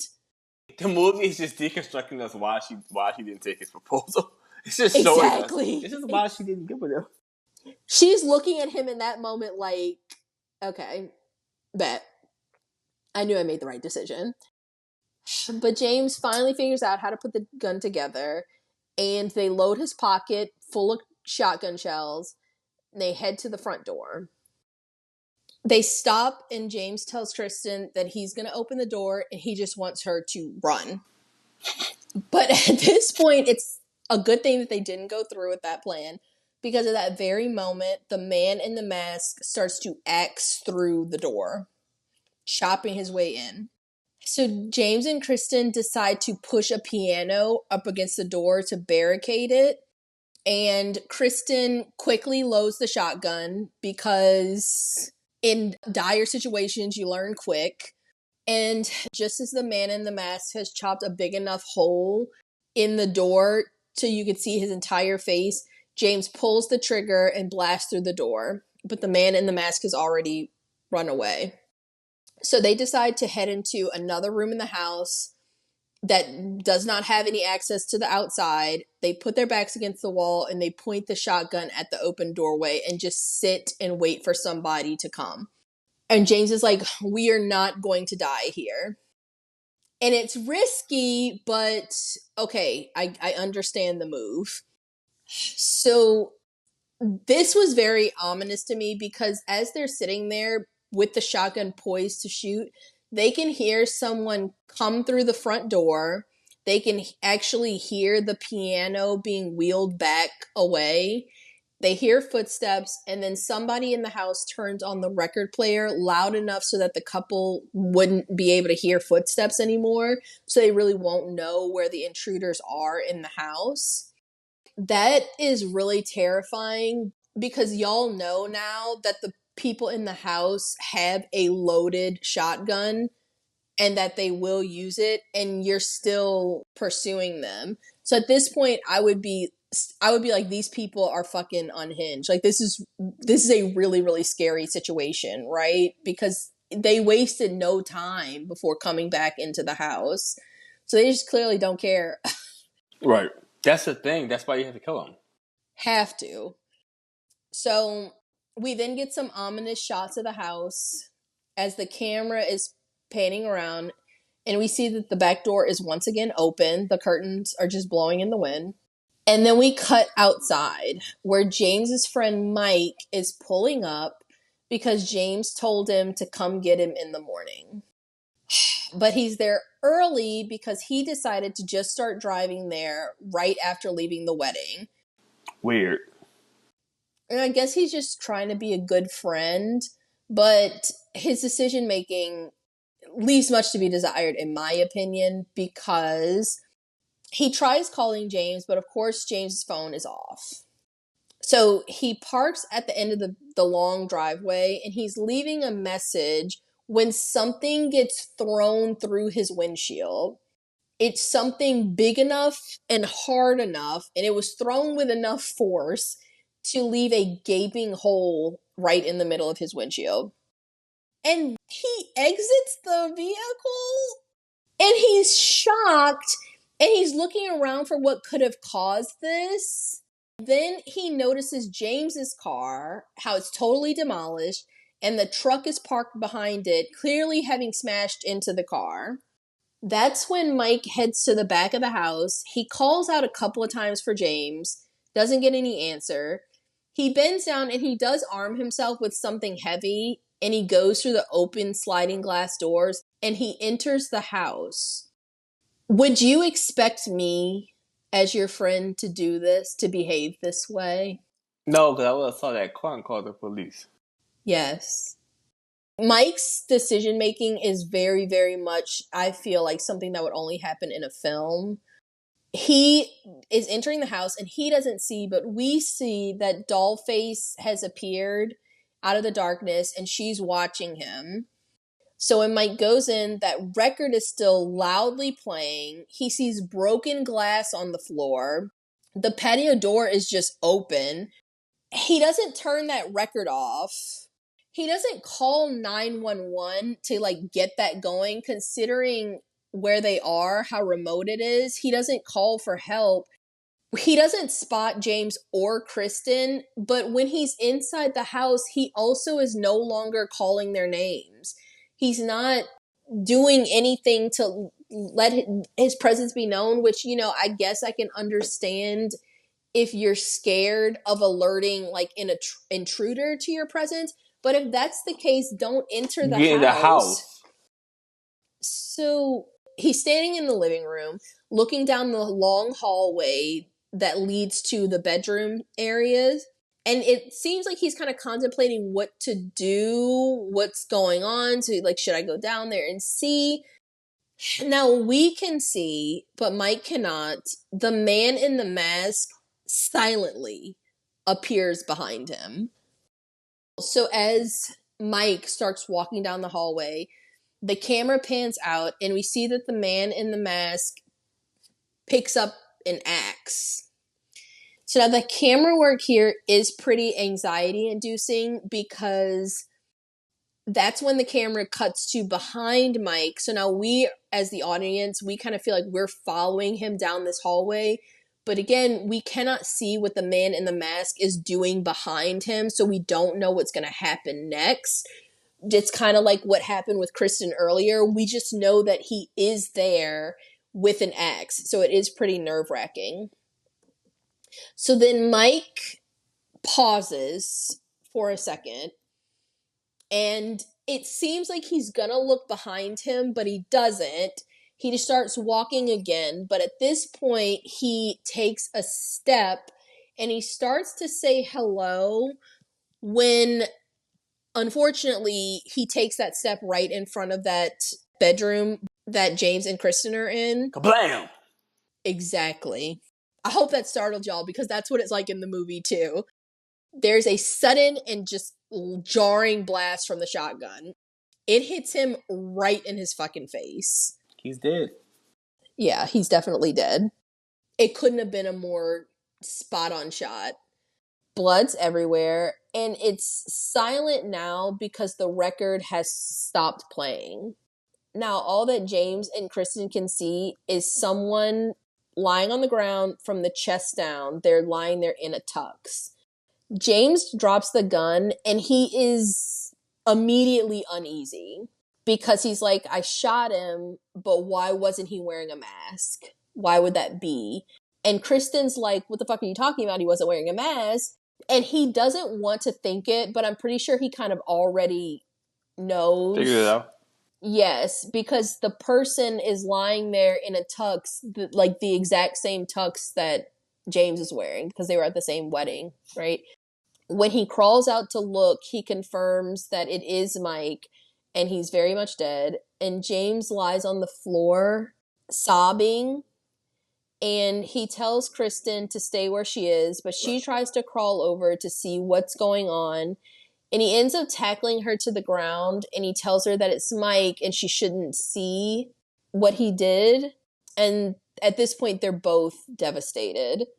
So James decides that he is going to take the gun and he's going to go outside.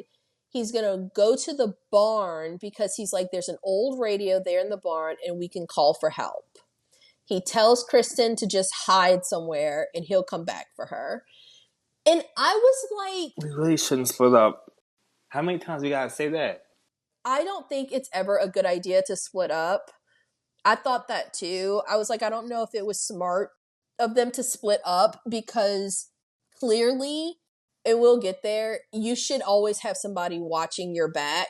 Like, I don't know why he didn't learn that from being outside and having somebody tap his neck when he wasn't looking. But then I was also wondering, they're going outside to look for the radio. Wouldn't it have, they didn't even check Mike for a cell phone when they know that Mike clearly has one. Didn't you think that was weird? I think that at this point, we're an hour in this movie and they need to wrap this up. Okay. Fair. Because Mike would definitely have a phone. Could they would just take Mike? Take Mike's car, too? They don't take Mike's phone, car. Mike's car. Kristen could take Mike's shoes, so she still doesn't have any. I feel like my first thought would have been, let's take his car, but if y'all are about to run outside anyway, why not? But okay. But when James goes to the sliding glass door, he yanks back the curtains, and killer is written on the glass, which is like a real asshole move on the stranger's part. So James ends up pulling open the door and he starts moving through the trees towards the barn. As he is crouching amongst some trees, he sees Pinup Girl come from inside the barn with a flashlight. He lays on his stomach, and in my opinion, he's making a ton of noise. There's a lot of leaves on the ground, and so he's rolling around, and when she hears him, he's on his stomach and he's aiming the gun at her, but she flashes her flashlight at him like right in his face and it's blinding him. And that's when the man in the mask comes sprinting up behind him, booking it like a fucking linebacker. And James turns around, but it's too late. The man is right on top of him. And then the camera cuts to Kristen inside just as we hear a gunshot go off. Now, Kristen is not hiding. In fact, she goes outside and she ends up sitting on the ground just on the other side of the sliding glass door, barefoot. I thought that was strange. It's strange, but she ends up, she's sitting out there. She puts her head down on her knees. not really doing, like a lot of self-preservation in this moment. But we can see that the man in the mask has entered the house through the front door, and he starts approaching the sliding glass door when Kristen starts to sense that something is wrong. And so she tries to make a run for it towards the barn. So she sprints off. But before she can make it to the barn, she ends up crashing hard into a ditch. Yeah, she hit that ditch. And really, I can't explain. She slams into this ditch, just really fucking her shit up. It's a deep enough ditch that falling into it at that speed is really painful. Yes. So she's rolling around on the ground, holding her ankle, when she hears more gunshots and crashing coming from the barn area. So now all she can do is crawl towards the barn because her ankle is fucked up. And she doesn't see, but we can see that Pinup Girl is walking right behind her as she's crawling on the ground. But Kristen does make it to the barn. She grabs a flashlight and she's panning around. And we get a shot of the wall where James' father keeps all his tools. And there's actually an outline of a missing axe. So this is the one that the man in the mask has been using. But as Kristen is stumbling around the barn, she ends up finding that old radio that James was talking about. So now she's sobbing into the radio, asking for help, not getting an answer, when she hears a woman's voice eerily saying hello right outside the barn. And then whoever's outside the barn just kind of starts clanking around. We hear footsteps running, and Kristen is very terrified. So she gets on the floor. She's kind of hiding under a table. And that's when we hear someone come over the radio. So she's cowering under this table and she's trying to whisper into the radio for help when we, as the audience, see Pinup Girl stand up on the other side of the table. And she's looking down at a totally unaware Kristen. So just as the person on the radio is asking Kristen's location, Pinup Girl takes the axe and smashes the radio to bits. And Kristen is shocked, and she just ends up crawling out of the barn towards the house because that's all she can do is crawl. So as she's crawling, she ends up spotting the man in the mask. He's farther down the tree line, and he hasn't seen her, so she ducks down out of sight, and she can see him just like watching the house. And he starts moving towards it, and when she starts crawling again, it to me appears that she is very much out in the open. Yes. Yeah, so when Pinup Girl appears at the door of the barn, I'm like 99% sure she can see Kristen on the ground, right? I feel like she's out in the middle of a field. Yeah, making noise too. She's making a lot of noise. And she looks over, and Dollface is on a swing nearby, and I'm almost absolutely sure she can see her too. At this point, what are they doing? Who? They're strangers. Fucking with her? It's like at this point, they split up. They're already outnumbered, but then they split up and they're really outnumbered. Yes. Because now they can pick you off. Then he left with the gun. Yes, I thought that same thing. Nobody has a phone. So you don't know where he's at. So it's just like, I say all this to set up my point. Well, since we split up, I might as well just leave. I just feel like she has eyes on all of them. You heard a gunshot, and yet you've seen that all three of them are still standing and totally fine. So you know that James did not shoot any of them, and you cannot see him anywhere. You haven't spotted him. So at this point, I would think that it would be wise for you to get to an area and practice some self-preservation. I don't know. Am I wrong? Right. Okay. No, that's what I'm saying. It's like, if we split up, then that means you don't care what I do. You split up, you took the gun, you were just like, I don't know, fucking hide somewhere. I don't know. And then you just left. Like, wow. Wow, and you know they've been in the house. And you were like, just go hide. I'll be back. They've been hiding in here all the whole time. Yes. And they clearly know the house very well. Are these your people? Valid questions. The questions that should be answered, because how the fuck did they get a key to this house? These your people, huh? He's probably like, I don't even know these people. This is actually my family's house. I just lied about that. It's an Airbnb. Right. This fucking dude. Okay. But as Kristen is crawling on the ground, she ends up spotting a car. It has been set on fire. I don't know if it's their car or if it's Mike's car. But when she spots it, she feels like in this moment, she really feels hopeless. And she's crying. She hobbles her way inside the house. And as she's heading down the hallway towards the bedrooms, the power is cut. So now it's dark everywhere in the house, pitch black, except for the dining room / living room area where all those candles are still set up on the dining room table from earlier that night. So Kristen turns around and she starts slowly walking back to the kitchen area. And as she's doing so, she glances over, she checks at the front door, which has been demolished. It's wide open, it's in smithereens.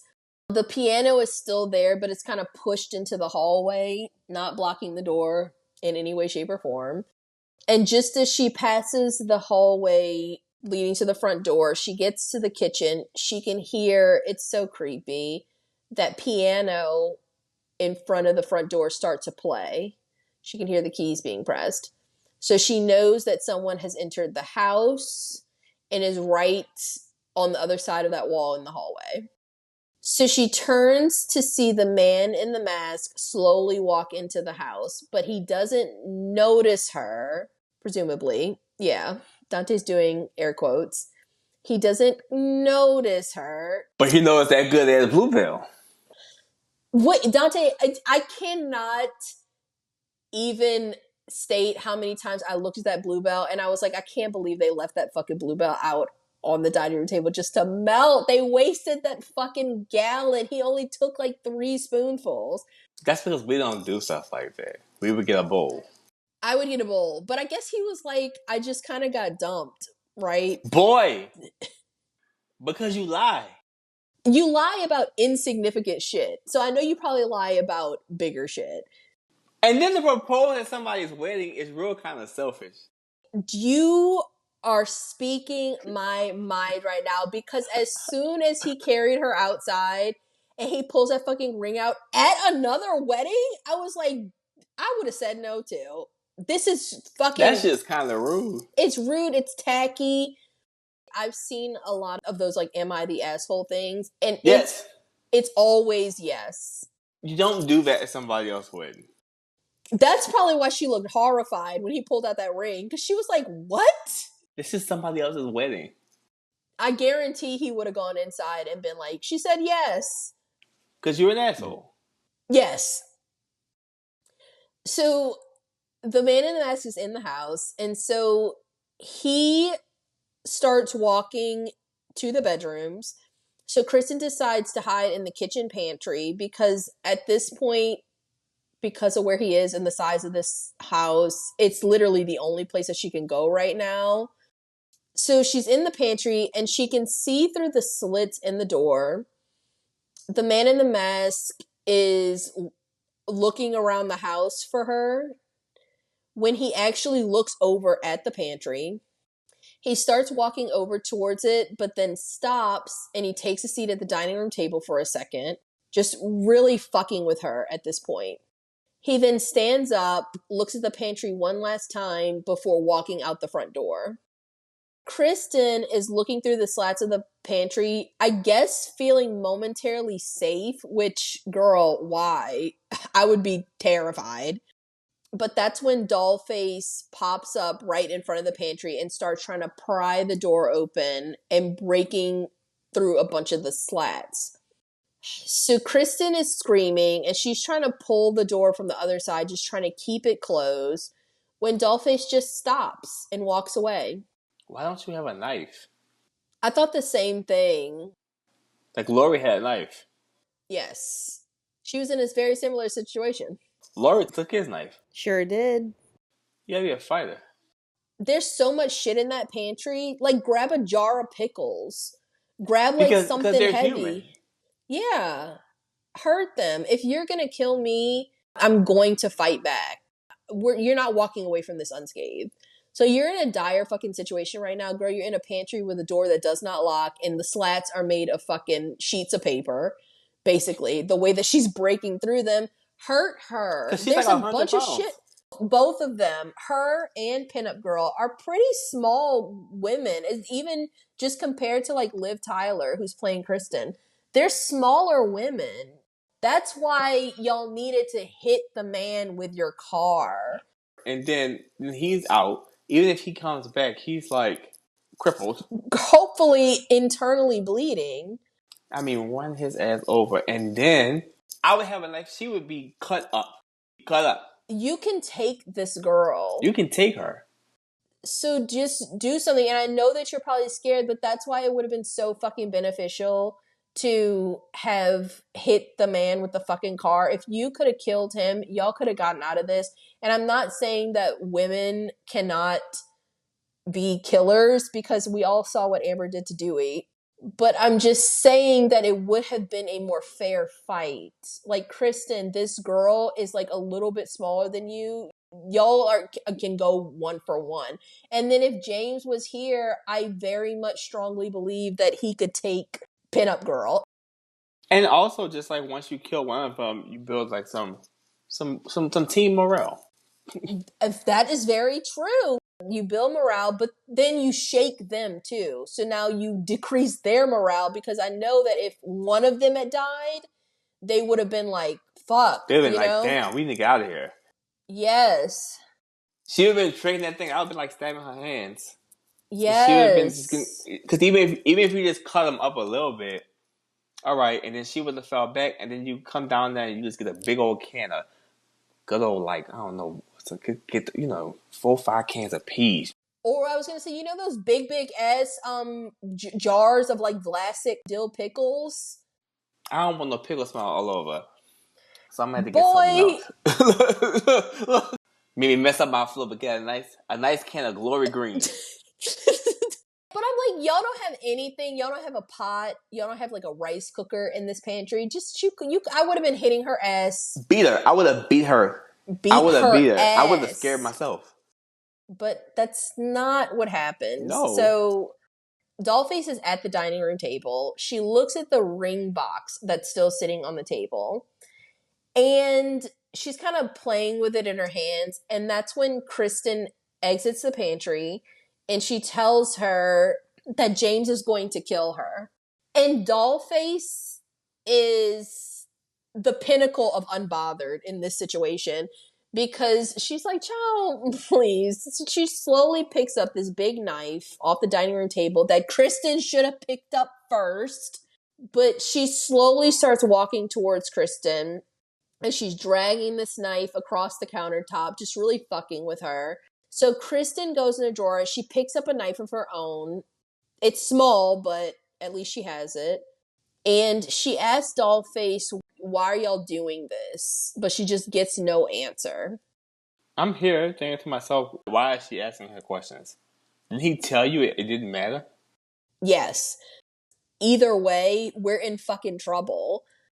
But it's in that moment that James gets pushed into the house by the man in the mask, who obviously now has the shotgun as well. And Dollface just looks at Kristen and tells her, you're gonna die. That's when James yells for Kristen to run, and she tries to head to the front door, but Pinup Girl is standing there. So she ends up running to the bedroom. And Dante, I thought this was the silliest thing. She closes herself into the bedroom, but then she gets to the window, and I guess she can't open it. So she just starts lightly banging on it instead of breaking it. It's like the way that she's banging on it is so light that it seemed super unrealistic to me, because I was like, why wouldn't you break this window to climb through it? Like, she just like gave up. I don't understand anything she does, so That's fair. But then she hears James frantically yelling for her to run, as she turns around and she sees the bedroom door crack open. So then she goes out into the hallway where she's grabbed by the man in the mask and slammed into the wall, knocking her out. The man then slowly starts to drag her to the living room, and she is slowly coming to, trying to claw and grab on the walls and the floor to stop him. But he ends up dragging her away, like out of the view of the camera. We hear her scream, and then the screen cuts to black. When the camera comes back, it's daylight now, and Kristen has been put back into her formal dress, and she and James are tied to chairs in the living room with the three masked strangers standing in front of them. Kristen once again asks them, "Why are you doing this to us?" And this time, Dollface just says, "Because you were home." And Kristen tries to break out of her restraints, but to no avail. And James then looks over at her and he takes her hand, and he can see that she'd put on the engagement ring that he'd gotten for her. So Kristen tells him that she loves him, and they cry, share this moment. And that's what I was talking about earlier with the heartwarming moment where it does kind of come up that it is, that he asked her to get married. Okay. But then Dollface walks away, and when she comes back, she has a knife. She sits it down on the floor in order to remove her mask. At this point, all three of the strangers remove their masks. Now, the audience doesn't see their faces, but James and Kristen do. So at this point, they're obviously not going to let them live. Right.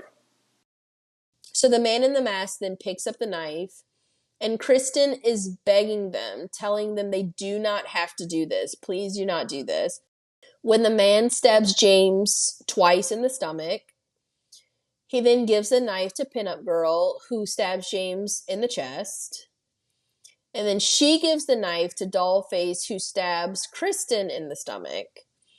And the camera then pans out around the woods and the property, and we could just hear Kristen, her screams and cries playing over like in the distance as they're getting stabbed more and more. So then we cut to a couple of Mormon boys walking with their bikes down the street, and these are the same boys that we saw at the beginning of the movie.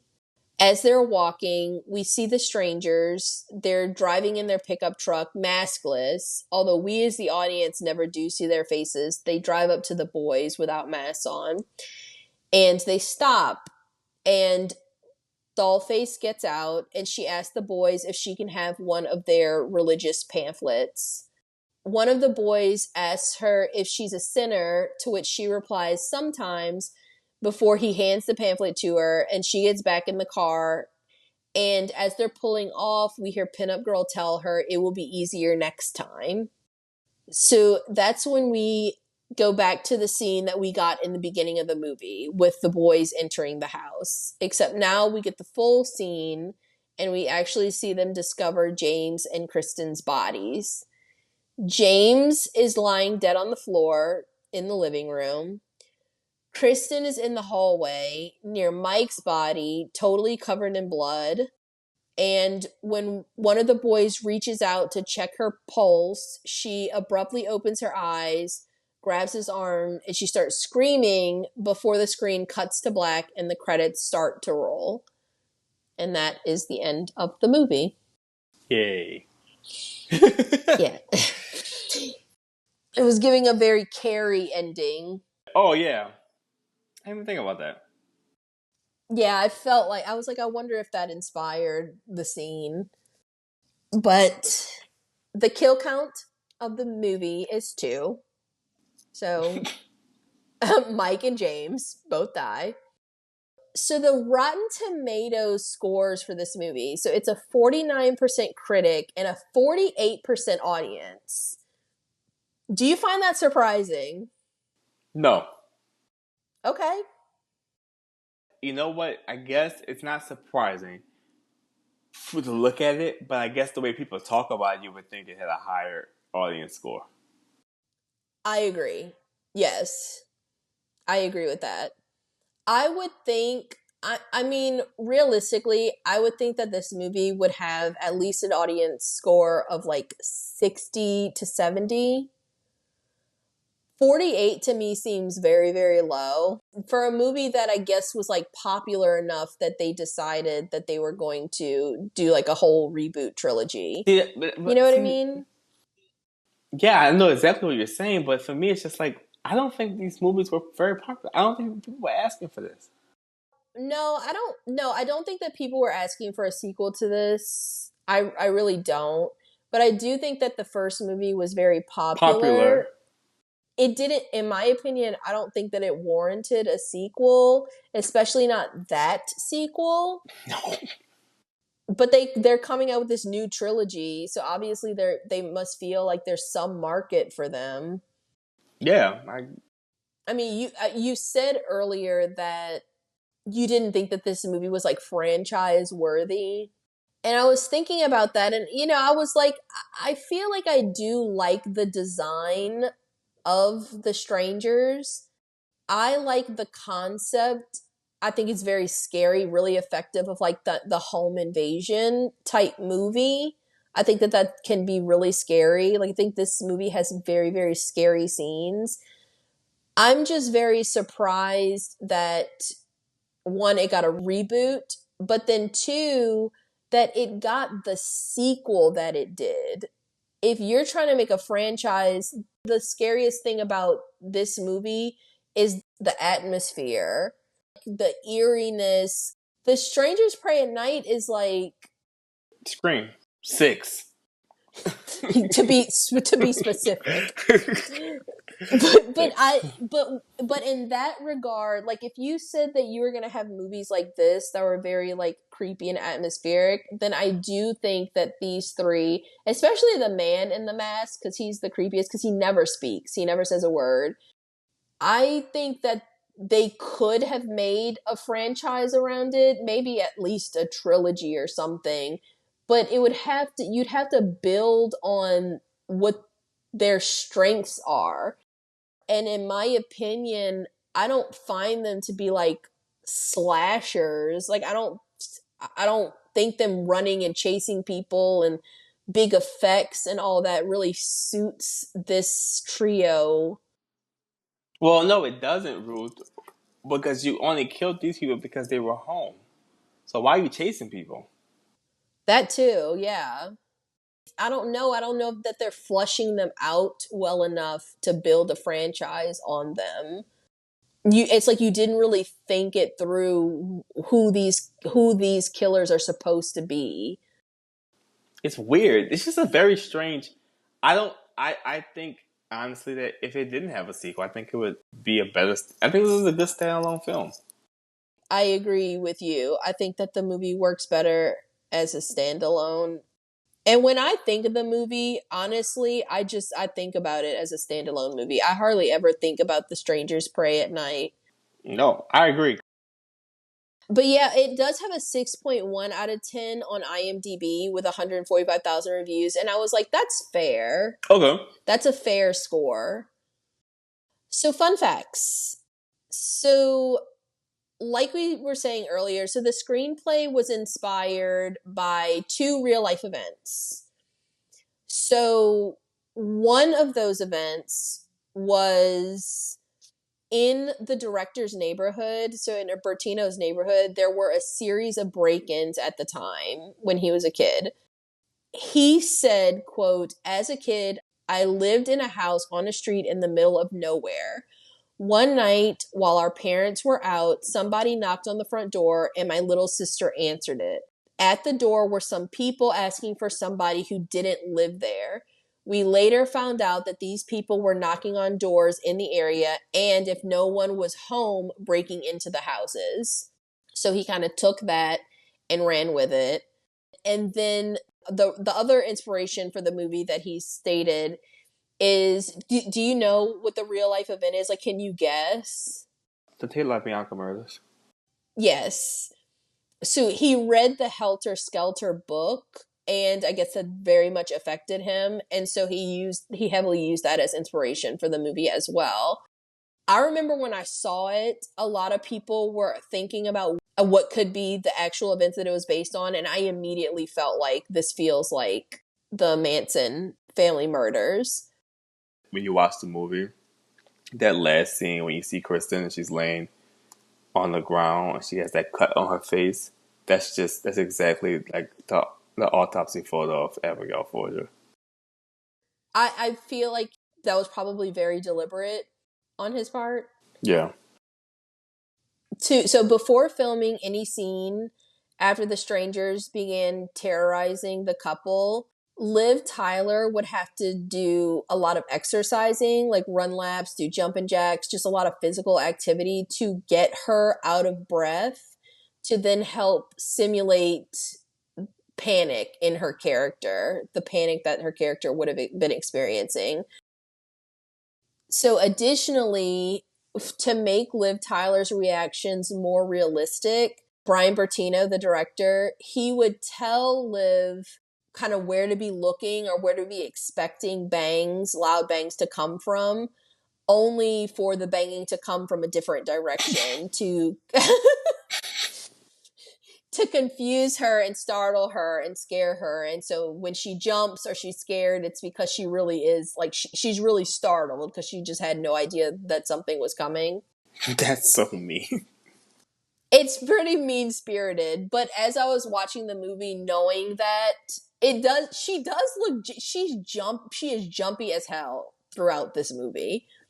She always looks totally caught off guard, and I was like, that makes a lot of sense. So, according to Bryan Bertino, as well as Liv Tyler, the finale in the original script for the movie, it ended up having a lot more interaction and dialogue between the couple and the strangers. Not the man in the mask, but like Dollface and Pinup Girl. And all of that ended up being cut in order to keep the intruders more mysterious, to give it like an eerier feel, which I think was a very smart decision. I agree. Yeah, I think having them do a lot of like post reveal explaining, I think would have like ruined a lot. So, a real farmhouse was used for the location of the house's exterior. The director thought that it was really perfect with the winding road, and it had the forest, and it had that big barn in the back. But the house itself was not an actual house. It was a sound stage that they built and specifically designed to give off like a homey atmosphere, to feel really lived in, so that the audience could connect more to the movie and the characters. But funny enough, it was not a real house at all. Hmm. Isn't that crazy? It doesn't look like it at all to me. It really looks like a lived in house. You talked about it so badly. Oh, look, I was just trying to give everybody visuals. So, final fact. So, in the beginning of the movie, kind of after the cold opening, but before we meet the couple, there's this scene where they're going by houses. It looks like they're driving by a row of houses. The houses shown during this opening sequence, they were specifically chosen. Each house resembles a famous house from a variety of horror movies. So one house is like the Nightmare on Elm Street house, one house is like the Halloween house, and another house is like the house from the Amityville Horror. So it's a nice little kind of like Easter eggy type opening. I agree. Yeah, I thought that was pretty cute. So, with all that being said, it's time to make a decision. Do you give this movie a hit or a miss? Do I give this movie a hit or a miss? This movie is a miss for me. I think that it has a very good premise and theory, but the characters aren't interesting and they make almost sad decisions. How ridiculous they are. And, it's just not very scary for me. It's just something, I saw it, I watched it, and I was just like, oh, okay. I never would have thought to watch it again had these new movies not come up. I would never thought to like watch the sequel either. I thought I had to watch the sequel so I could understand the rest of the story, but that was just a waste of my time. It's really like a whatever movie to me. I didn't see it in 2008, and I don't think I missed anything. Okay, scathing. I am going to give this movie a hit. I have always been a fan of this movie. I did see it in theaters when it first came out, and I really liked it then. I really like it now. It is definitely not without its flaws, especially the character's decision making. But I do think that at its core, it is just like a really scary movie. I think that it's really atmospheric. You know that I am very much into true crime, and I know that that probably contributes a lot to why I'm so scared when I watch this movie. To me, home invasion is like one of the absolute scariest things in the world. I just think that it is so plausible for someone to come into your house and do you harm, whether it be a random act of violence like in this movie or whether it be because people want to steal from you. When you think about things like Scream, it's like, yeah, that movie is really scary, but how plausible is it really? Home invasion to me is something that is always on the table. And so I think that that contributes a lot to why I think the movie is just so incredibly scary. You know, there are obviously things about it that are a little fantastical. Some of the things that the strangers do aren't plausible, but I think at its core, it sets up these scenes that just make you feel so tense and so uneasy, and you just are left with this total sense of hopelessness at the end. I just think it does a really, really good job with that. And yeah, I think, you know, for that, I just have to give it its credit where credit is due. So yeah. It's gonna be a hit for me. I think everybody should watch it. That's my 2 cents on the subject. Oh yeah, everybody should see it for themselves. Yeah. If you're asking hit or miss, then I respect it. I understand. We have two totally different lives and fears, and I think that my real life fears contribute a lot to why I think that this movie is so scary. But yeah, so that's it for us. Did you want to tell them about the social media? okay. We love to hear from you guys. Please follow us on Instagram, YouTube, and Facebook with the handle Did You Get That on Film? You can also email us at didyougеттhatonfilm@gmail.com. For our Spotify and Apple Podcast listeners, leave us a review as well as a rating. Reviews are the best way to support the podcast and help it reach a further audience. That sounds great. And that's it for this week. We hope to be back next week with a brand new episode. So until then, Bye.